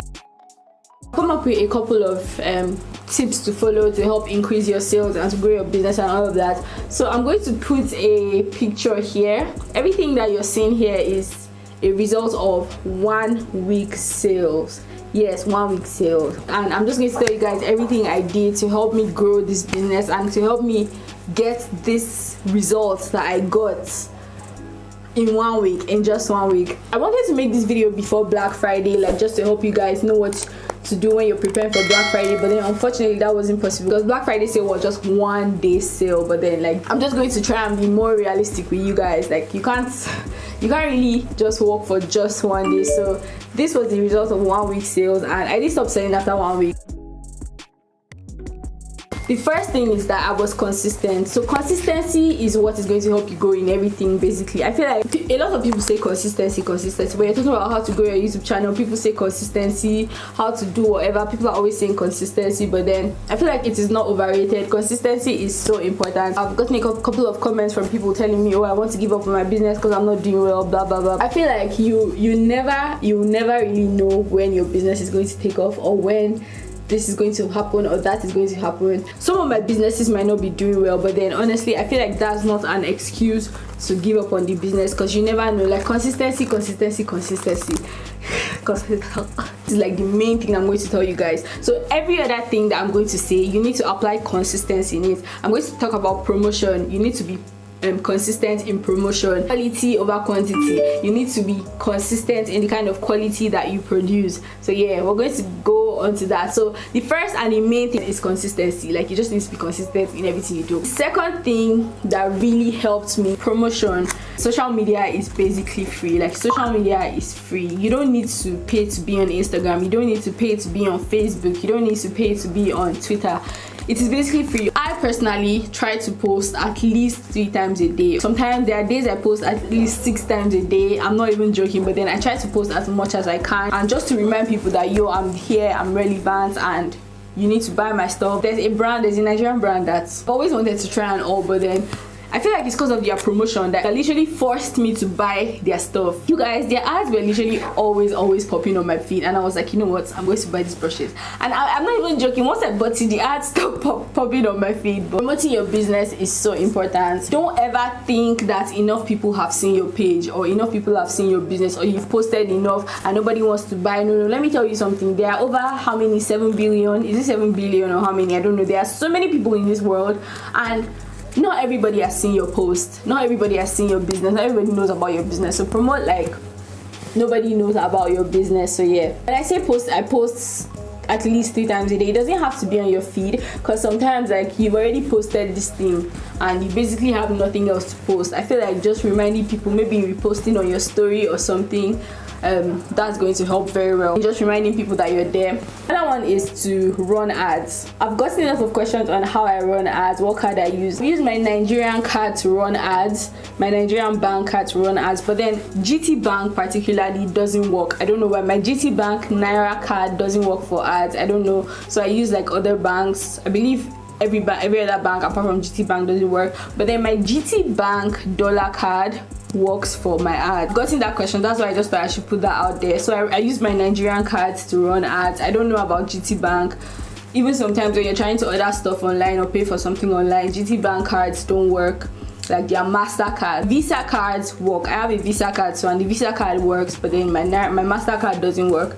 So yeah, I just thought I should put that out there. You might try it, but your own might work. But then I've used a couple of GT Bank MasterCards and they didn't work. Any other bank I feel is fine. I've used Zenith Bank, I've used UBA, and they were all okay. So yeah. And about running ads, you guys, there are thousands of tutorials on how to run Instagram ads. There are Nigerians that post on how to run Instagram ads, so you can just Google it. And I feel like it's even self-explanatory, so you don't need to really just make sure your account is in a business account. When it comes to running ads, I personally allow Instagram to like pick the automatic people, location, and all of that for me, but then I just try to specify that I want only Nigerians to see it, because my business is like I mainly want Nigerians to see, because I'm not trying to target people outside or trying to target people anywhere else for this particular business. So you can run ads for as low as I think 500 naira. Yeah, I think it goes down to even 500 naira, so it's not very expensive. It just depends on the number of people you want to see it and how long you want that ad to be for. Yeah, and another thing when it comes to Instagram promotion is hashtags. If you're selling cameras, and you're in Abuja, let's say, put hashtag camera vendor, hashtag cameras in Abuja, camera seller in Abuja, camera vendor in Abuja. I don't know, like just look at people that are doing something that's similar to what you're doing and copy their hashtags basically. Yeah, so when somebody is looking for, like me personally, if I'm looking for something in a particular area, the first thing I check are hashtags work. There's something I've heard something about shadow ban. What was it? I don't know. I really don't know about that thing. I can't say, but then yeah, using hashtags. And from your insights, you can see I've seen that a couple of people found me through hashtags. Promote. Instagram sponsor me. I'm talking about your ads. Yeah, but for me personally, Instagram ads have worked for me. Yeah, I get the most sales when I run Instagram ads. Yeah, I get the most sales when I run Instagram ads. So I've heard a couple of people like it may not work for you, and people ask like, what do you do specially that makes Instagram ads work for you? Honestly, I don't do anything specially. I feel like it's just what I sell that people want, and Instagram, me allowing Instagram pick people automatically for me. I feel like Instagram has actually picked like the correct people to see my posts, and they actually want my stuff, so they come to me. Point is to follow trends. So when I say follow trends, what do I mean by following trends? So let's say you're selling hair, like I'm going to give the same example that I gave in my last video. Let's say you're selling hair and you normally sell just synthetic wigs and all of that, and then all of a sudden you see that wigs are now like hot. Wigs are now what's selling. Wigs are what everybody wants, and they don't want bundles again, for example, or they don't want synthetic hair again. Now let's say it is human hair that everybody wants. Human hair is what's selling, human hair is what's hot. You really don't want to stay in selling synthetic hair, because except like you have a good market or something, or your synthetic hair is not really like synthetic hair or whatever, or like you have value, or rather you create value or whatever is selling the most, at least in your industry. I think you should like try to go into that market. That way you attract more sales for yourself. So I feel like this is where creating a good relationship with your vendor comes in. I'll give example with me. So with what I do, like almost every month there's something new. Almost every month, let me say like twice a month, there's always something new. There's always something trending, or always something that is a bestseller. Sometimes you don't even have to ask. Your vendor will tell you, oh, this is currently my bestseller. This is what a lot of people are coming to ask me for. So I think you should get that thing. And then when I go and buy that thing, it always happens to me. Always. Like I've never been disappointed. Every time I go and I buy that particular thing, I sell out, because that's what people want. So I feel like sometimes even if your vendor isn't telling you, like try and talk to your vendor and find out, oh, what is new? Is there any new kind of wig? Is there any new kind of hair? Is there any new kind of lace, for example? So like now I know that headband wigs are trending, so if you were doing hair, I would suggest like going to start selling headband wigs. The next point I want to give is good customer service. Like I don't know how many times, oh my god, your customer service is so nice, you're so nice, or you talk to people so nicely, I'm going to keep buying from you because you're so nice, you're so understanding. I get that a lot. I'm not trying to praise myself or anything. I'm actually a nice person, but that is just like my own, that is like another business strategy, being nice to people. I'm not saying take nonsense, honestly, because some people can be very rude and extremely rude because they just think you're just a seller, somebody that is lower than them. And I feel like just keep that thing in your head that customer is always right. Customer is always right. Like no matter what they say, just act like a fool. Like just be a fool for that moment. You're not a fool, but like just be a fool for that moment. Do you understand? Good customer service. Checking back on your customers. Oh, have you received your products? What do you think? Do you like it? Are you satisfied? Maybe 2 days later, if you have the time, try and find out, oh, how is this product? Are you enjoying I'll use hair as example. Are you enjoying the hair? Is it shedding? Is it tangling? Do you like the hair? Yeah, check up on your customers sometimes to find out how they are enjoying the products, and that can even help you get reviews. Yeah, I'll get to that. It will help customers to keep coming back to you. Yeah, it will help customers to keep coming back to you. Some customers are going to ask you so many questions, but like I feel like sometimes you just need to be patient and just answer all their questions, just because some people are very mindful of how they spend their money, so they want to know what they are spending their money on and to make sure that they are getting exactly what like they are paying for. So sometimes you just need to understand. And another thing you need to understand is that some people have gotten scammed on, for example, if you're selling online. I'm mainly focusing on people selling online. For example, if you're selling online, a lot of people have gotten scammed from sellers online. So sometimes some people will be asking you excess questions, asking you to send them a video, but you just need to understand that some people have had bad experiences with other vendors, so they just need to confirm that they're not getting scammed or anything like that. The next point is posting your reviews. This is where like you being nice comes in. So you need to ask your customer, oh, do you like this product? How is it so far? Do you like it? And once your customer like should give you a review, just posting the review of what other people said or what other people have said will help you like build your trust. It will help other people to trust you more and help other people to know that, oh, you're legit, oh, you're not fake, what you're selling is real and you don't scam people. So posting reviews build people's trust for you, basically. Yeah. Another thing is that if your product is good, like sometimes some people straight up once they receive, they're like, oh my god, I love it so much, it is nice, blah blah blah. Take a screenshot of that and post it on your page. Sometimes some people don't want you to put their identity, so you just need to like crop it sometimes and post it and tell people, oh, so this is our feedback, oh, come and buy from us, we're legit, we're not fake. Yeah. Do promos, not ads, promos. So what I mean by promos is Sometimes you do free shipping Friday, 10% off Tuesday, 20% off Thursday. Yeah. Let's say if Christmas is coming, you say, oh, we're having Christmas sales. If New Year is coming, oh, New Year sales. Like, just take advantage of all those little celebrations to do sales. But another thing about sales is that don't overdo the sales, or don't do the sales in a way you lose. So I'll give an example. I'm going to give an example with this brush. I like to give examples, like, just so you guys understand. So let's say I buy this brush 500 naira. Yeah, I buy this brush 500 naira and I sell it for, let me just give you guys one rule. You always want to make sure that your profit is never less than 40%. Do you get? So if you're buying this brush 500 naira, you want to sell it for maybe 1,000 maybe 1,000 naira. That way your profit is 50% profit, right? Is it 100%? 50% profit is 750. 100% profit is 1,000. Guys, my math is so bad. But then, yeah, so you just always want to make sure that your profit is never less than 40%. So that's just one rule of business. So as I was saying, even when you calculate everything, your shipping and everything, just make sure your profit isn't less than 40%. Yeah, except you're selling something that you can just easily access somewhere. Yeah, so let's say I buy this brush for 500 naira and I'm selling it for 1,500 naira. So my profit is basically 1,000 naira. So if I want to do sales, I'll say, oh, you can get 10% off. That's 150 off, right? So 150. Yeah, so that's 150 off. I'm really not losing. Do you understand? Like, I still have my gain. Even if I remove 150. Even if you say 20% off, that's 300 off. I'm selling it for 1,200. I'm still gaining because I bought it for 500 naira. Do you understand? So you always want to do your sales in a way that you don't lose too much.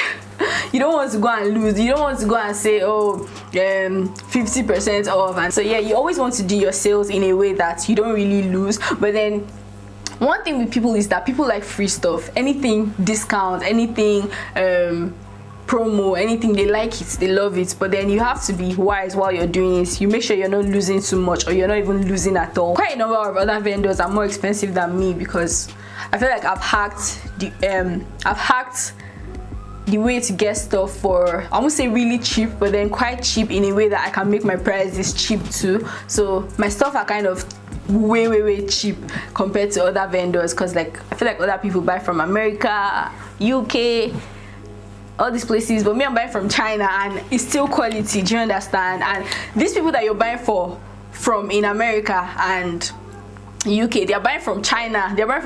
So they're buying from China, taking it to US, UK, and then they'll bring it back to Nigeria. But then you can literally buy from China straight up. So yeah, let me not divert too much. But then yes, when it comes to free shipping, how not to lose when it comes to free shipping is just take your time and do your calculation. So you want to say, don't just say, oh, today is free shipping. No, don't just go there, because somebody can come and literally buy something, or let's say somebody should buy this comb from you for 1,500 and shipping is 2,500. What have you done? Like, what have you really done? You've just lost.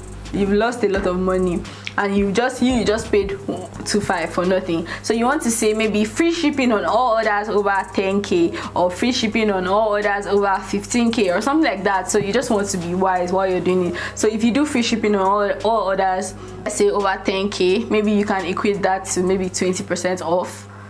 I don't know if it's making sense. Just do the math yourself and understand. So yeah, doing that will attract people, because Nigerians especially love free things. They love free shipping. Me, I don't even like to pay for shipping, so any opportunity, once I see free shipping, like, I'm going for it. That one particularly, or discount. Everybody loves discount. Everybody loves, like, you know now. Yeah, so except you're doing like clearance sales, or let's say you have different brushes and maybe the white one of this brush doesn't sell, that's when I can say you bring it down to just to get rid of it, so that next time you know that you're not buying white again, you're only going to buy like the colors that are selling. Do you understand? Like, that's like a clearance sale. Yeah. My next point is to always go for quality over quantity. I'm going to keep saying this: quality over quantity, quality over quantity. One thing with Nigerians that I've noticed is that most times Nigerian vendors or Nigerian sellers always go for the lowest quality, and I feel like that's what is kind of killing us. No, I feel like that's like a bad reputation that we have in China. For example, let me give you, if you go to like a place in China, or if you're trying to buy from a vendor in China, and most things in China, I'll give an example with like shoes. Some shoes can have up to 6 grades or 6 qualities. Even hair, like there are a lot of grades when it comes to all these things. And once you just say I'm a Nigerian, they'll say, oh, okay, this is the lowest grade, this is what we have, because you know Nigerians are going for the cheap ones, but Nigerians will sell for the price of the highest quality ones. So yeah, I'm just giving an example. Sometimes just say you're from Canada or US or UK. That's just a tip. Don't say you're from Nigeria. If not, they'll point you to the lowest grade one. Anyway, going for quality over quantity is like, except you want to sell low quality stuff, but I feel like with me too, that's one thing that has really helped my business to grow. Yeah, because I'm not comparing myself to anybody, but like with the other vendors that sell what I sell, they sell like the lower quality one. But let me give an example with just one thing. Let's say this particular item is like the low quality, but they are selling it for 10k, and me, I have the higher quality, guys, the highest quality, and I'm selling my highest quality one for 8k. Let's say I bought my highest quality one for like 4k, but I'm selling it 8k. They bought their lowest quality one for like 2k, but they're selling it like 10k. Do you understand? So I feel like I've had people that told me, oh, I bought from this vendor and it feels very cheap and it is this, but then I bought from, and it is more expensive than your own, but then I bought from your own and your own is a better quality than this vendor's own. Your own is cheaper. Do you understand? Like, people will always find out, people will always know and will tell their friends and start referring people to you. So word of mouth. So I just feel like trying to just, and don't start with high quality and then go down because you're trying to save costs. No, just maintain that quality that you're selling, good quality. Yeah, so quality over quantity. And even not even for people to keep coming back to you, just for that your brand name. Yeah, just for your brand name to be here and not here. Yeah. One point I just want to state is that when it comes to having good and nice customer service, I feel like at the same time you should always create a boundary. Like, don't be too friendly with your vendor, with your customer rather. Don't be too friendly with your customer, because that can cause disrespect, and they might be saying, oh, give me discounts now. Would you not reduce the money? Me is only, let's say you say 15k, they'll tell you, oh, me is only 12k I have. Your prices are fixed. People can't bargain with you. Like, my price is my price, take it or leave it. These are the points that I have for you guys for growing your business and all of that. I don't know if I haven't included anything. Honestly, if I haven't included anything, I will like literally make a list in the comment section below. And if you guys have any questions for me, please make sure you ask in the comment section below. A lot of you come to my DMs. I appreciate that, and I appreciate your very nice comments, but like, you need to understand that sometimes I don't really have time to answer everybody, but then please, I always make time to respond to my comments. I always make time to respond to my comments. So there's no way, I read all my comments, so there's no way you say like I missed your question or anything. No, I always make, if I don't reply, just know that I have a video on that, so you should probably go and check for a video on that and all that. And I have a video on how to get like trusted vendors if you're trying to get vendors. A big announcement I want to make is I am currently working on a personal shopper page. What this is for basically is that me and my team will help you source for. So anything you're looking for, anything you're trying to sell, will help you source for it. Because even with that video I've made, a lot of people still don't understand Chinese, and some people don't know how to like find the vendors, even with the video I've made. And honestly, if I'm going to be honest with you, when you speak Chinese to these people, you get your stuff for way cheaper. And I understand that like not everybody can speak Chinese, or not everybody can use a translation app or any of that. So we're here to make the work easier for you. So we're going to help you source for the items that you want.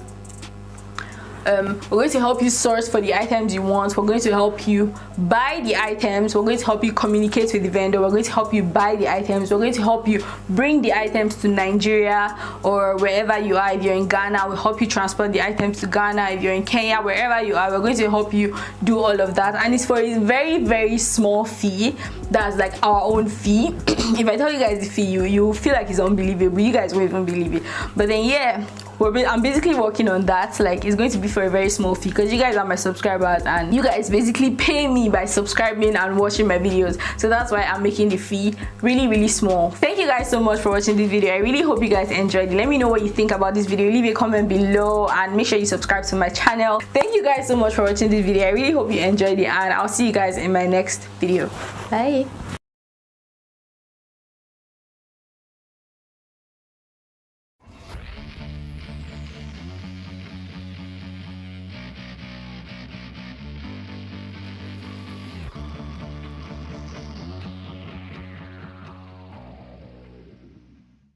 Hello and good day, investors. Today we'll be looking at how to invest $100 for beginners. Now, before I get into the video, if you haven't checked on my channel before, I talk about investing, I talk about the stock market, stuff like that. So definitely if you're a beginner investor, and I'm assuming you are if you're watching this video, definitely head over to my channel, check out some of my videos, and if you like what you're seeing, definitely hit that subscribe button. But other than that, getting onto the video, this $100 portfolio per se consists of a lot of stocks that are a bit cheaper. Most of them are under $10, $15 or so, mainly because you obviously don't have a lot of capital to choose from stocks with, so it wouldn't make a whole lot of sense to put, you know, a stock like Microsoft on this list because that would comprise almost 3/4 of your total portfolio, so that's not a very good way to invest. But anyways, getting on to the video, the first stock I'll be talking about today that I would recommend for beginner investors is right here, GLAD, Gladstone Capital, at $9.25. It's obviously very affordable, and one good thing about this stock as well is that it has a monthly dividend and a very high dividend of yield of 10.33. So if you're new to investing, you might not know what that means.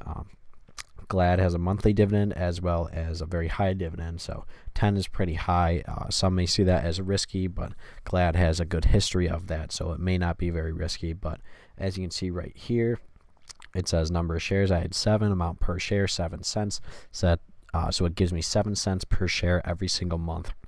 Just to clarify that for beginner investors, because that's really who this video is for. As you can see, over the past couple of years or so, Gladstone's been all right. It's actually been down a little bit recently, so that does offer up a pretty good buy-in point for it. If you don't know anything about Gladstone Capital, it's a business development company, so not a very well-known company by any means unless you're in the investing world, so you might not actually know this name, but it is a good stock for beginner investors who don't have a whole lot of capital, and you're guaranteed at least a 10% return from the stock a year because of that high dividend yield. But anyways, moving on to the next stock, and just so you know, these stocks aren't actually in any particular order, they're just kind of at random here.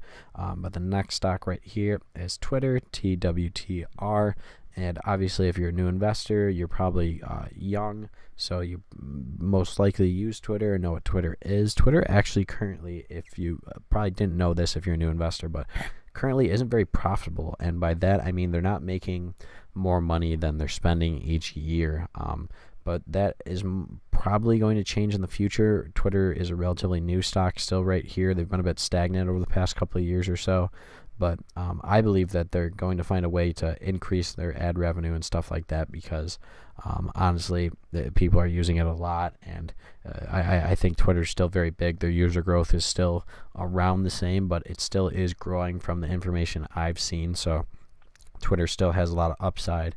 And it's definitely a competitor to other companies like Facebook, but it obviously hasn't seen the same growth, but is more affordable. And you obviously know what Twitter is, and you know the saying you should invest in what you know. I think that's particularly important about young people because they obviously might not know a lot of stocks and might not know what are the best stocks to invest in or anything like that. So I think Twitter could be a good investment, and honestly it's only $17 or $18 or so, so it's not like you'd be taking a huge hit if it continues to go down. Moving on to the next stock I'll be talking about, I actually have in my portfolio as well, is Ford F right here. And if you take a look at Ford, this is more of a defensive play right here. Ford is a automobile manufacturer, obviously. If you haven't heard of Ford, it's a pretty well-known company. You should have heard of Ford before. Been around forever. They have a good dividend yield as well at almost 5%, so that obviously helps the stock price as well. And like I said before, this company is definitely a blue chip stock, so it's just kind of a solid defensive stock to have in our portfolio, just in case the market goes down or something like that. It's a pretty solid stock that also has a good dividend yield. Anyways, moving on to the next stock here is If we look up here, I don't actually own the stock in my portfolio currently, but I am looking to in maybe the near future, is AMD, Advanced Micro Devices, right here. AMD's been going up and down quite a bit over the past couple of months or so, but that's just because it's just a hot stock recently. It's had massive volume, over the past year or so. But AMD, I played around with some swing and day trading with it before. Advanced Micro Devices is a global semiconductor company that develops computer processors and related technologies for business and consumer markets. You may have heard this company, but if you're an investor, you almost definitely have heard of this company before. Basically, what they do is, in your phone and laptops and just any smart devices, there's little chips and stuff like that, and they basically are the ones who make these chips. But overall, it's a decent company. If you look at some of its stats right here, it's currently not profitable, so that's why probably why it's at such a low price right now, but they have been going up. I definitely think semiconductors are going to be huge in the next few years or so. Not that they're already not huge, but I think they're definitely going to be a growing market at increasingly high rates. Anyways, moving on. So the next stock right here is GoPro, another cheap stock under $12 as well. GoPro, if you're a new investor, you probably heard of them before, pretty well-known stock. It's actually at a pretty high price right now, though. That's the only problem with this stock. I'm up 42% on the stock, as you can see right here, but it's gone up quite a bit in the past month or so, up almost 40%. So, but as you can see in the year and 5 year, another company is not profitable as well, but another cheap, decent stock that potentially could see a lot of growth because of how low it's at right now. Moving on to the next stock is Wendy's, WEN, right here. Up a bit on Wendy's. Wendy's, pretty well-known stock as well. Not necessarily considered a blue chip stock, but I believe it has the potential to be one in the next few years or so. Up on the year, up on the 5 year, quite a bit. This is a pretty solid growth stock right here.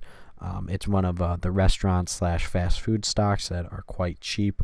I know there are other stocks like McDonald's and some could consider Starbucks or Yum Brands, companies like that, but they are particularly expensive for the new investor. And as you can see, decent P/E ratio, decent dividend yield as well, not too high, but still has a dividend yield there. Anyways, moving on to the next company is actually I have this one in my portfolio as well. If we scroll way down, is APLE, which is not actually Apple, who makes iPhones and MacBooks and stuff like that. This is actually a different Apple Hospitality, REIT, and REIT is Real Estate Investment Trust. So it's basically just a real estate company for those who don't know what REITs are, basically. But our Apple Hospitality, headquartered in Richmond, firm functions as a real estate investment trust. So like I said, just a real estate company right here. And the thing that's good about this stock in particular is that it also has monthly dividends and has a pretty high dividend yield at 6%, 6.01, and good P/E ratio, pretty solidly sized company, 4.18 billion market cap. As you can see, over the past year and 5 year, it has been up. Relatively new stock though, but it has been up, so it's had decent growth, and that dividend yield, you really can't go wrong with that.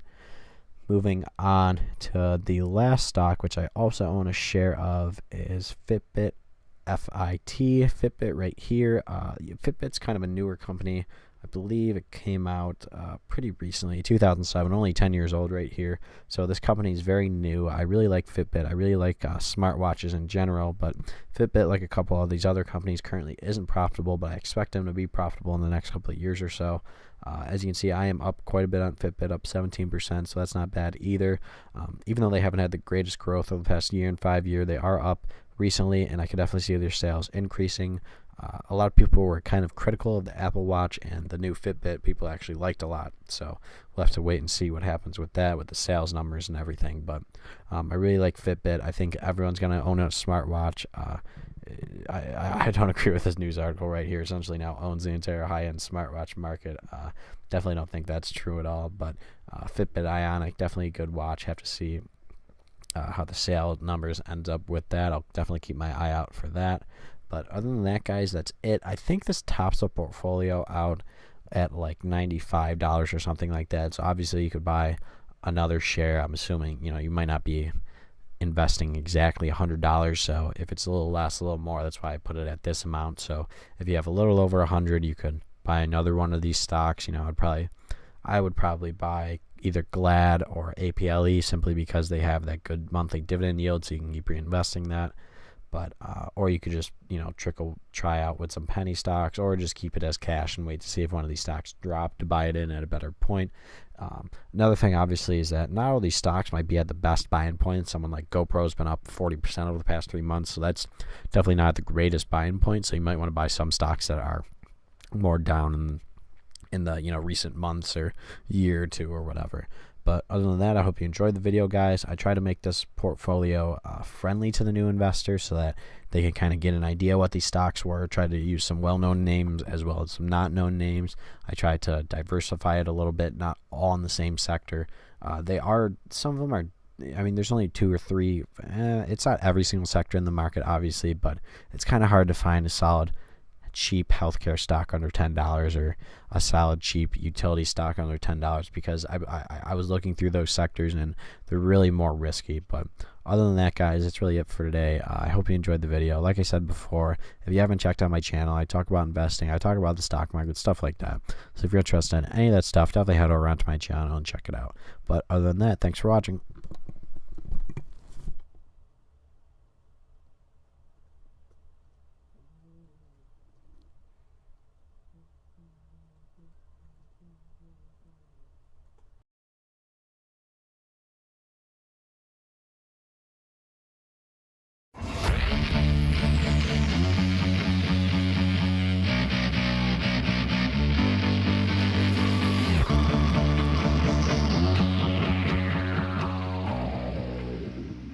Oh no, so you found a profitable product, but you were hit with the request approval button.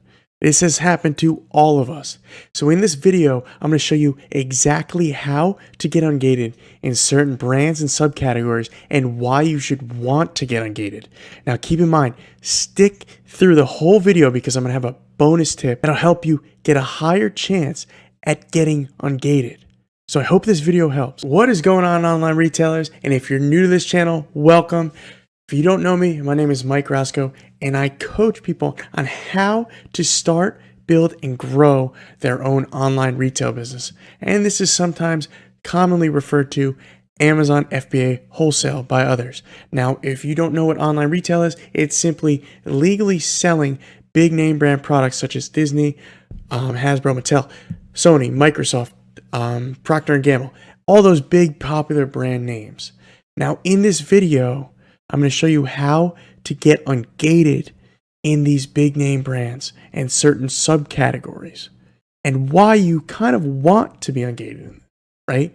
So the reason why you want to get ungated in these is, number one, less competition. So if you're ungated in something like Sony, for example, here, and another competitor is not, you could sell this product and they can't, right? The second and main reason is the demand for the products, right? If you're going to buy any controller, you're probably going to buy a Sony PS4 controller or an Xbox controller. You're not going to buy some generic brand controller, right? I mean, this probably isn't a great example because this controller is compatible with the PS4, right? Or, you know, but let's just say you're buying a doll and you're going to buy a generic doll, or you're going to buy a Barbie, right? Or maybe Disney, or you're going to buy these big name brand products. So in this video, I want to show you how to get ungated in these brands, right? So let's just say your supplier sends you a deal via the email list or a spreadsheet, and you find this product, you do the product research, and again, I'm going to add a link above. So if you don't know how to do product research or add a product, make sure to check out the video, and I'll add another link too, because you're going to want to know how the whole process. I also offer a free course in the description below. So if you haven't signed up for that, make sure you sign up for that. I mean, if there's no demand for the product you're selling, how are you going to generate sales, right? So this ungating opens up tons of opportunity for you. And if you look at a majority of the sales on Amazon, most of them come from big name brand products. So number one, why you want to sell in ungated categories or brands. Number one, demand. Number 2, less competition, right? So let's just jump right into it. Let's talk about brand ungating. So your supplier sent you this profitable deal, right? Okay, you did the product research, you added the product, and as soon as you went to go add it, you got hit with the request approval button, right? So let's just click that and see what pops up. Request approval again. So it says at least one purchase invoice for products from manufacturer or distributor. Now, typically this will say a letter or an invoice.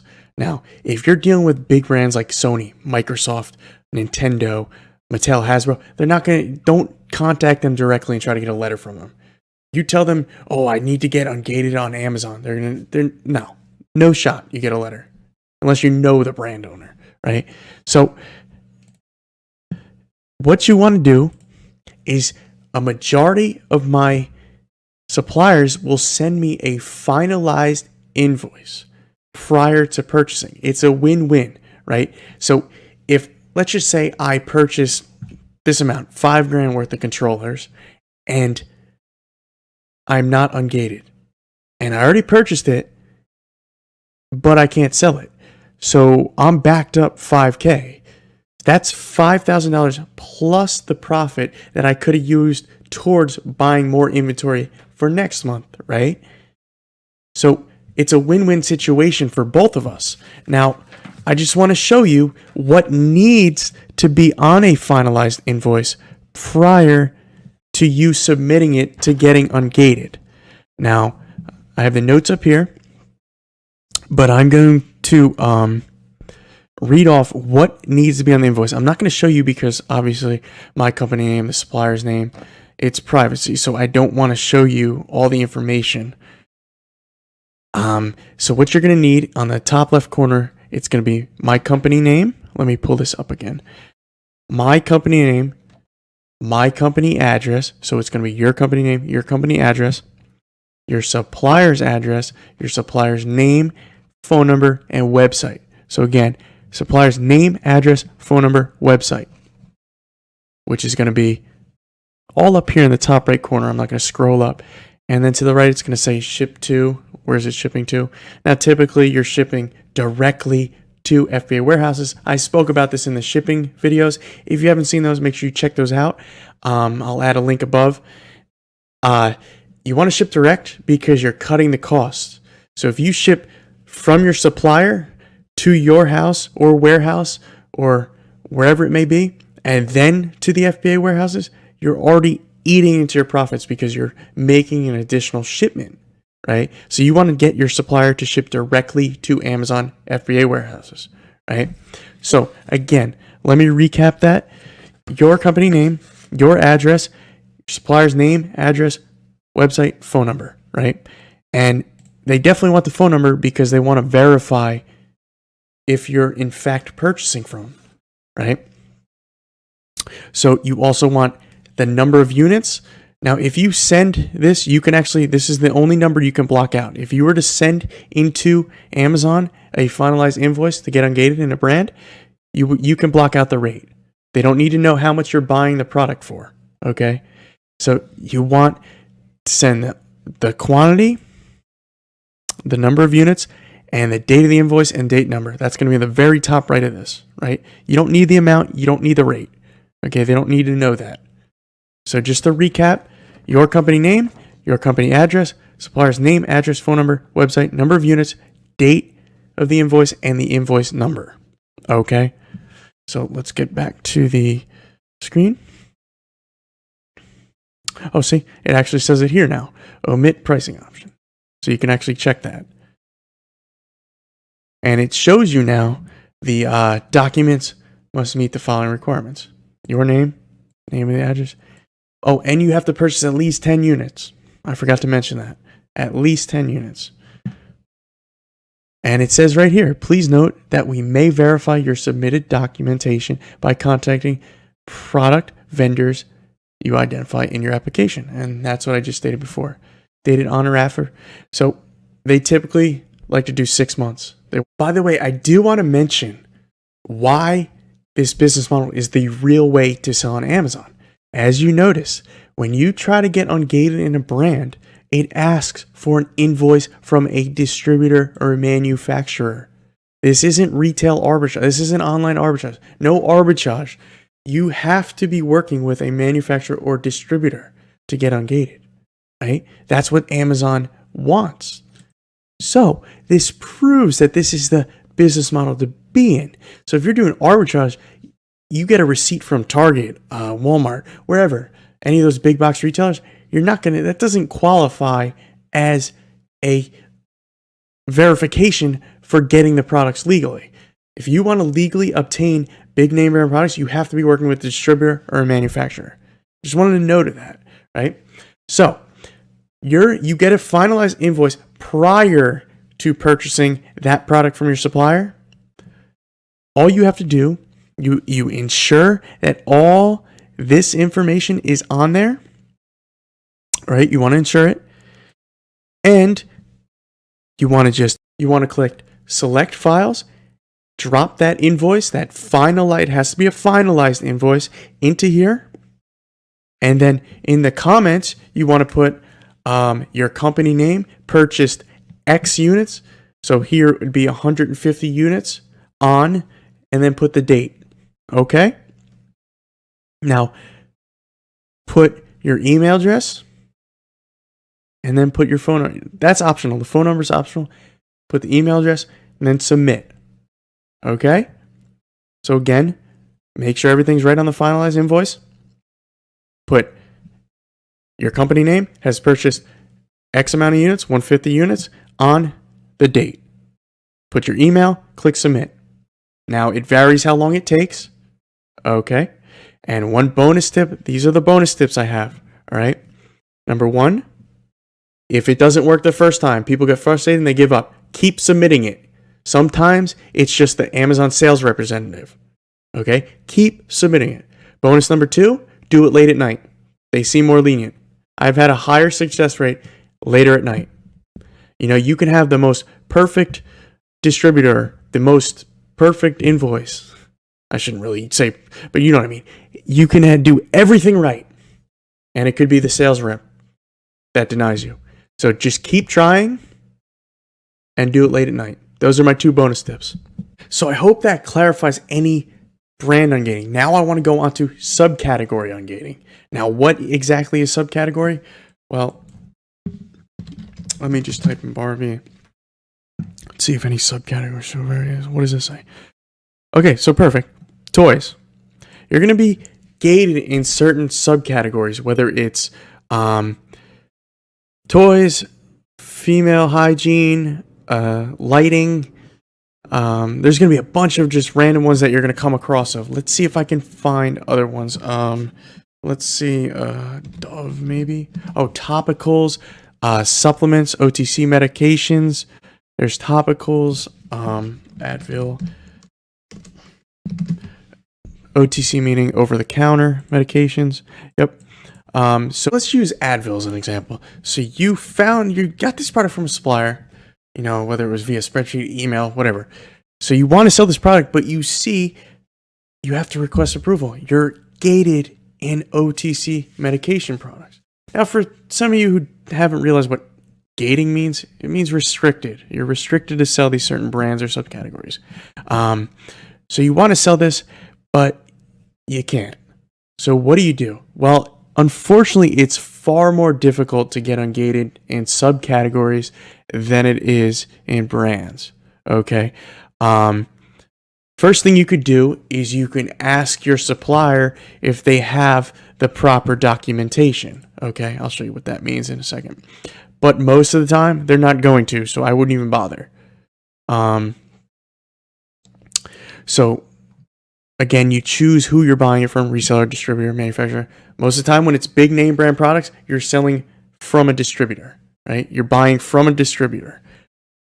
Again, you want to do the invoice and whatever it asks. So in this specific scenario, obviously you know how to upload an invoice now. Second, you need the image of the product, label, and packaging. Okay?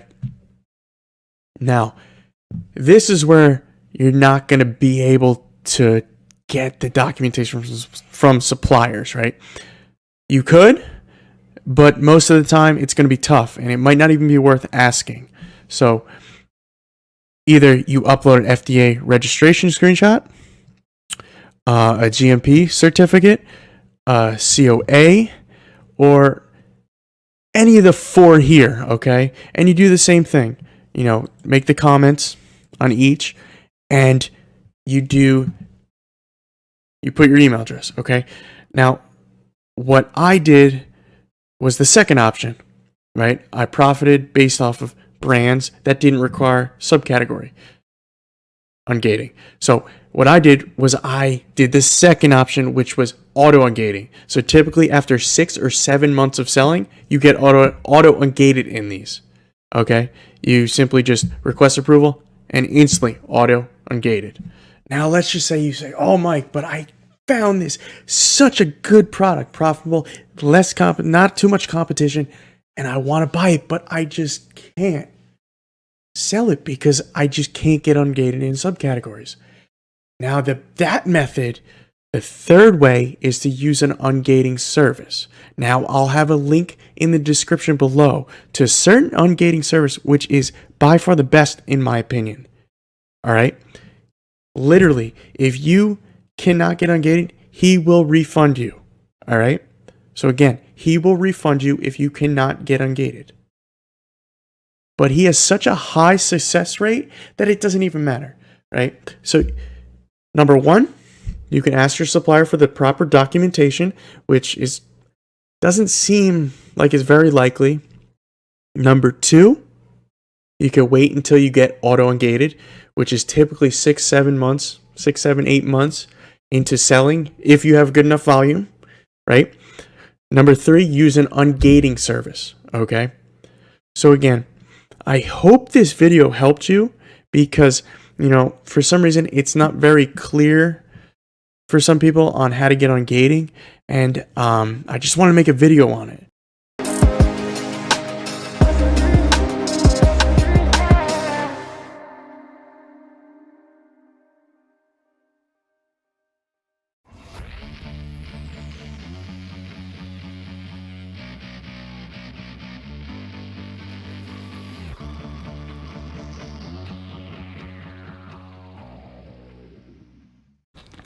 Today is brought to you by the letter C for conversions. What's up everybody? This is Adrian Boycell and thank you for watching another Adrian Graphics and Marketing video. Today I want to ask you to subscribe. I want to ask you to like, and I want to ask for your commitment to continue to follow the content that I'm making to help your life become better, because I want to be a mentor, I want to be a leader, I want to be a support, and I want to be a resource for you. So by now, you've already identified what your reason, what your why is, who your customers are, what their problems are, and how you're gonna solve it. Number 2 was all about defining your niche. What was the niche that your customers are in, or who are the most likely people to do business with you, the low-hanging fruit, all of that. And if you've missed any of these videos, you definitely need to go back and watch those. Number 3 was all about your brand. Who are you, what makes you unique, what makes you different, and how you're gonna build a connection to your potential audience. Number 4 was traffic. Everybody needs traffic to their websites, to their social pages, to their podcasts, to their YouTube channels, just like I do. That's why I need you to share this video. Traffic is really, really important. And number 5 is the most important, and it's the reason why you're doing all of this stuff, is to get some money. Show me the money, right? Everybody wants to make money and make money doing an online business. Remote laptop lifestyle. That is the whole goal of all of this, is to make money online from your home without having to go into a 9-to-5 or go into an office. So today I'm going to talk to you about conversions, how to get conversions, how to nurture relationships, and the importance of those relationships. All right, so number 1, did you know that over 50% of salespeople give up after the very first call? Just because somebody tells you no doesn't mean that it's a no forever. It means it's a no right now. And so if you continue to give up on every single sales call you make after the very first contact, you're never gonna get anywhere. No relationship was ever built that way. You see it in romantic comedies where the guy is asking the girl out on a date multiple times or asking the girl to marry him multiple times. It's important that you have a resilient personality, and statistics do not lie.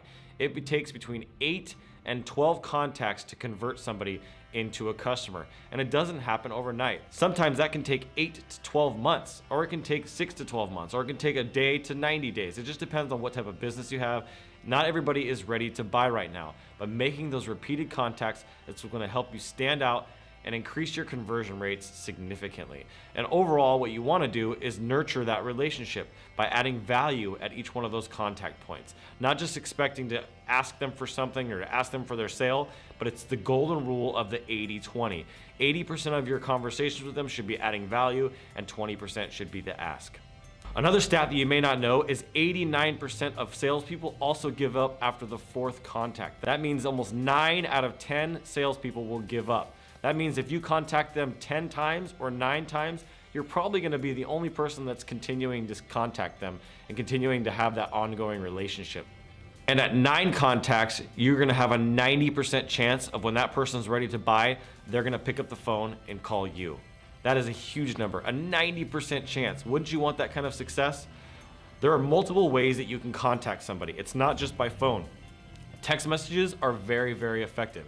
Sending text messages, sending videos, sending Snapchats, sending DMs through Instagram, sending Facebook messages, sending emails, visiting them face-to-face in their office and handing them a gift card, or handing the decision maker a gift card, or dropping off a gift to the gatekeeper. There's lots of ways that you can convert and nurture these relationships with people. Pouring into the people, offering value, and continuing to be consistent in your approach of being a value-driven company and being a solutions provider. Not selling anything, but solving problems. That is what a good salesperson does, is their mission is to solve the problems. And if you believe you truly have something of value that is going to solve their problems and make their life better, you're not bugging them. They need to be able to wake up, and they need to be able to see that you're going to be committed long term, that you're going to be consistent, that you're going to follow up. And by showing that consistency and that interest in that relationship, they're eventually, they say, persistence wears down resistance. So you may not get them on the 1st time or the 3rd time or the 5th time or the 8th time or even the 9th time. It may take you 10 times, it may take you 12 times, it may take you 12 times.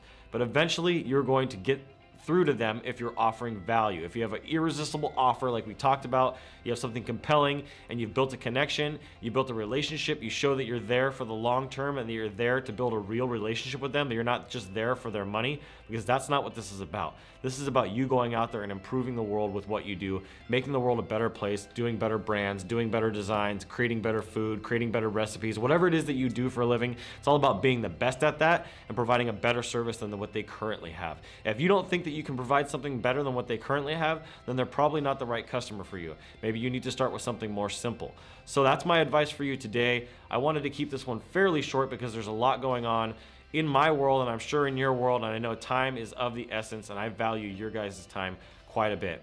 As I asked you in the beginning of this video, I need you guys to please hit the subscribe, hit the like button. I hope you've enjoyed this course, this 5-part series. You need to understand that nurturing relationships happens over a period of time, that there are people out there that aren't gonna buy right away, and they may be 6 months out from buying. And so you wanna be that top of mind awareness type of person where when they come and decide to finally make that decision, who are they going to pick? 90% of buyers are not ready to buy out. And I think the statistic is actually a little bit higher than. I think it's like 95% of people are in research mode or just kind of discovery mode. So you need to understand the intent. And part of that is also understanding where you're marketing your business. If you're marketing your business on Google Ads, the intent is going to be much higher than basically being on the organic listings or in the maps. People that are looking for Google Ads and are clicking on Google Ads have an immediate need, and their intent is very high. With Facebook, it's a little bit lower. You're actually creating a demand and putting a message in front of them they may not even thought about. So you have to have a system in place to nurture those relationships and to get those conversion rates as high as possible. Conversion rates happen on the website, conversion rates happen through emails, conversion rates happen through phone calls and through text messages. If you want to have a lot of success, I would take an omni-channel, multi-channel approach and trying all those different methods. It'll really, really help you out if you can hit them on multiple platforms and multiple places like LinkedIn and Facebook and Twitter and Instagram, and show them that you're on multiple platforms. That can build a lot of credibility. So just be consistent, stay consistent with your follow-up, and don't give up after the first, second, third, or fourth try. You just need to remember that it can take 8 to 12 or even 13 times for them to convert into a customer. And you got to understand by asking the right questions of, hey, when are you looking to make this purchase? And asking those questions, and this is what happens with a lot of people, is they also forget to actually make the ask. Is they focus so much on providing value like I've done here, and then when they get to the end of it and the customer goes, wow, this is great, so what's the next step? And they go, well, and they just keep talking and they don't actually make the pitch. When the customer starts to ask you, hey, yeah, so what's the next steps? That is a big flag of, hey, it's time to close the deal. So definitely don't miss some of those flags. Understand that that person may not be ready yet, and you want to ask those qualifying questions right at the beginning, and you want to convert these people. That's the ultimate goal of doing all this work and making all this movement and solving all these problems, is understanding that you want to convert this and turn this into new business and then get referrals, and you want them to become a raving fan. So making sure that you have the process in place to offer so much value to them where they just head over heels for you, and by the time they decide to say yes, they are already sold. They already have just been a time in a waiting game for them, and they're just ready to take the next step and make that commitment. So I hope you guys got a lot out of this. I know I shared a lot of information, but I wanted to make this valuable. I wanted to make this helpful for you, and I just really appreciate you guys being with me today. So thank you so much. I hope you have a great day, and as always, keep looking up.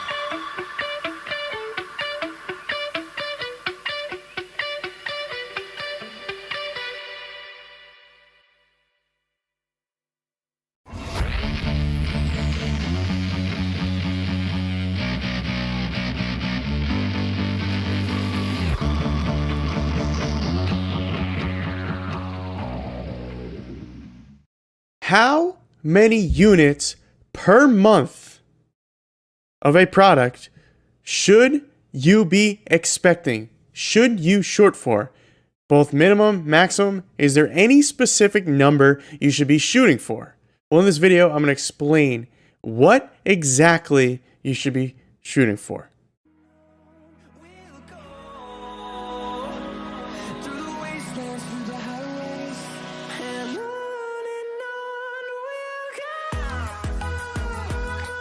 Online retailers, if you're new to this channel, welcome. For those of you who do not know, my name is Mike Roscoe, and I help people start, build, and grow their own online retail businesses, also known as Amazon FBA Wholesale, which is selling big name brand products, popular name brand products like Microsoft, Sony, Nintendo, Hasbro, Mattel, Procter & Gamble, Disney, all those huge popular brands. You're going to be buying them from suppliers that have those legal rights to sell those brands at a lower cost and selling them at a higher price and profiting. Now in this video, this is going to be a follow-up video from the previous video, which is what ROI you should shoot for. In this video, I want to talk about what are the minimum units, what units should you specifically be shooting for when purchasing products? Is there a specific number? Does it matter? Is there a minimum, a maximum? What are you shooting for? But before we start, make sure to hit the subscribe button if you have yet to subscribe to my channel. If you have yet to sign up for my free course, make sure to sign up for that free course. It's in the description below. So, how many units should you be shooting for? Is there a specific number? Well, the answer is yes and no, okay? Now, when it comes to the maximum number of units per month, obviously the answer is no. If you, as many units as you could sell them. You're in business to make sales. You're in business to meet customers' needs. You want to sell as many products as profitable.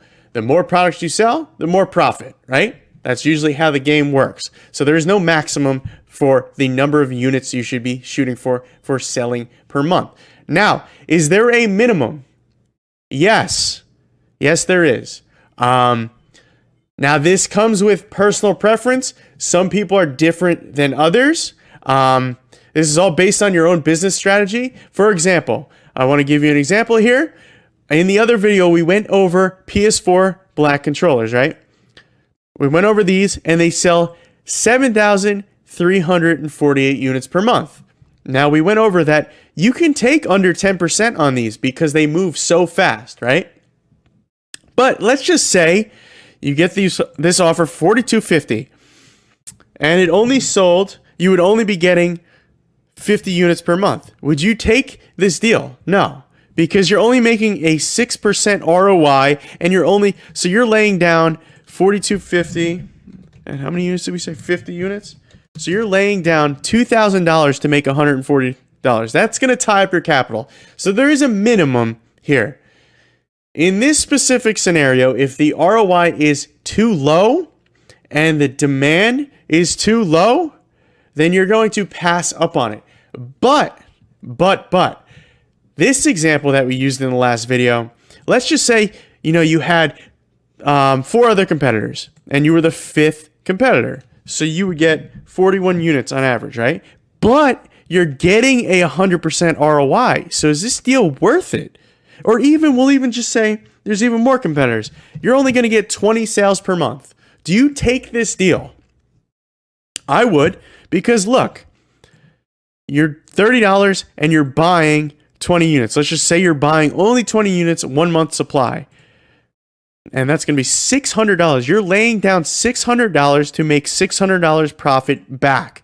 So in this case, yes, I would. And in this case, same thing. This is a real case. You have 1, 2, 3 competitors. You would be the 4th competitor on the listing. So you would split these sales and you would actually get 21 sales per month on this example. So this is a real life example. If your supplier offered you this deal, 50 units was the MOQ, and you had to buy 50 units and you knew you sold 21 units per month, but you make 37% ROI on this, would you take this deal? $13 and you had to buy 50 units. So you're laying down $650 on this deal. In this case, in this specific month, let's just say your supplier didn't have an MOQ and you just happen to buy randomly 21 units, $273. Would you lay down $273 to make $101 back? Absolutely. So, again, it's your preference. I would say 25 units per month, 50 units per month, 100 units per month, depending on the product and the ROI, is a good number to shoot for. There are so many Amazon sellers that make a living off of finding products like this. So if you're going to sell 20 units per month, let's just make it easy, 20 units per month, and you're going to make $100 profit, right? $96, we'll just say it's $100. But you find 10 of these products. So you're selling only 200 units overall per month, right? Or, I don't know if you're following this, but if you have 10 products that are identical to this, similar to this product, right? For hypothetically, and you're going to make $100 profit per month on each product, and you have 10 of them, you would be making $1,000 per month. Okay? So, again, a lot of sellers do this. A lot of sellers have 1,000 SKUs like this, right? They search for products like this that will only get them 20 sales per month, but they will bring them, $100 profit per month. But if you have 1,000 products like this that are bringing you $100 a month in profit, that's quite a bit of money you're profiting off of, right? Again, 1,000 SKUs profiting $100 a month, that's $100,000 in profit, right, per month. So a lot of sellers like to do this. But again, on the other side, you have somebody that likes, it was like 7348 or something. Other sellers like to just buy these kind of products, right? They like to just buy quick movers, low ROI. Let's just say they negotiated down to 41 and got this at 10%, and they get 1,000 units per month they buy, right? So they'll lay down the $41,000 to make $4,280 in profit a month, right? So it really depends on whatever you choose, right? So if you're like this type of product or this type of product, it really depends on what you choose, right? It depends what business strategy, what business plan, what are your goals? It all depends on you, right? You can choose whatever strategy you want. Which one do you like? Maybe try them both. I personally like to mix both strategies, okay? I love fast movers, quick profits, 10% per month, 7% per month. I love that stuff, right? But I also love selling stuff like this that are going to make me 40%, 100%, but I won't sell that many products, right? So, you know, it really, again, it just depends on what you choose to do. I actually like to shoot for one sale a day, at least one sale a day. So if I'm going to sell a product like this or like this, I like to see that one sale per day. So like if I make one sale on this, I'll know right then and there, oh, look, I made $5 today, right? So if I have like 10 of these products, oh, look, I made $50 in profit today. You know, it's just easier mentally, right? Knowing that you're going to make one sale a day. It's just that, again, it just depends on the person, whatever you choose to do. Again, both strategies are used by many, many sellers. A lot of sellers like this, a lot of sellers like this, and there's also tons of other strategies. But whatever you choose to do is what you choose to do. I like to shoot for one sale per day and 10% ROI. That's a good base. One sale a day, 10% ROI, right? Of course, it'll fluctuate depending on the thing. Fast mover like this, I'll definitely take a lower ROI on, right? Because it moves so fast. And of course, things like this, of course, I'll take even 10 sales, maybe even if I'm going to double my money, I'll take 10 sales per month, right? I just won't buy as many units. I'll probably buy the MOQ, right? Now, keep in mind, again, it all depends on whatever you choose, okay? So I hope this video answers your questions.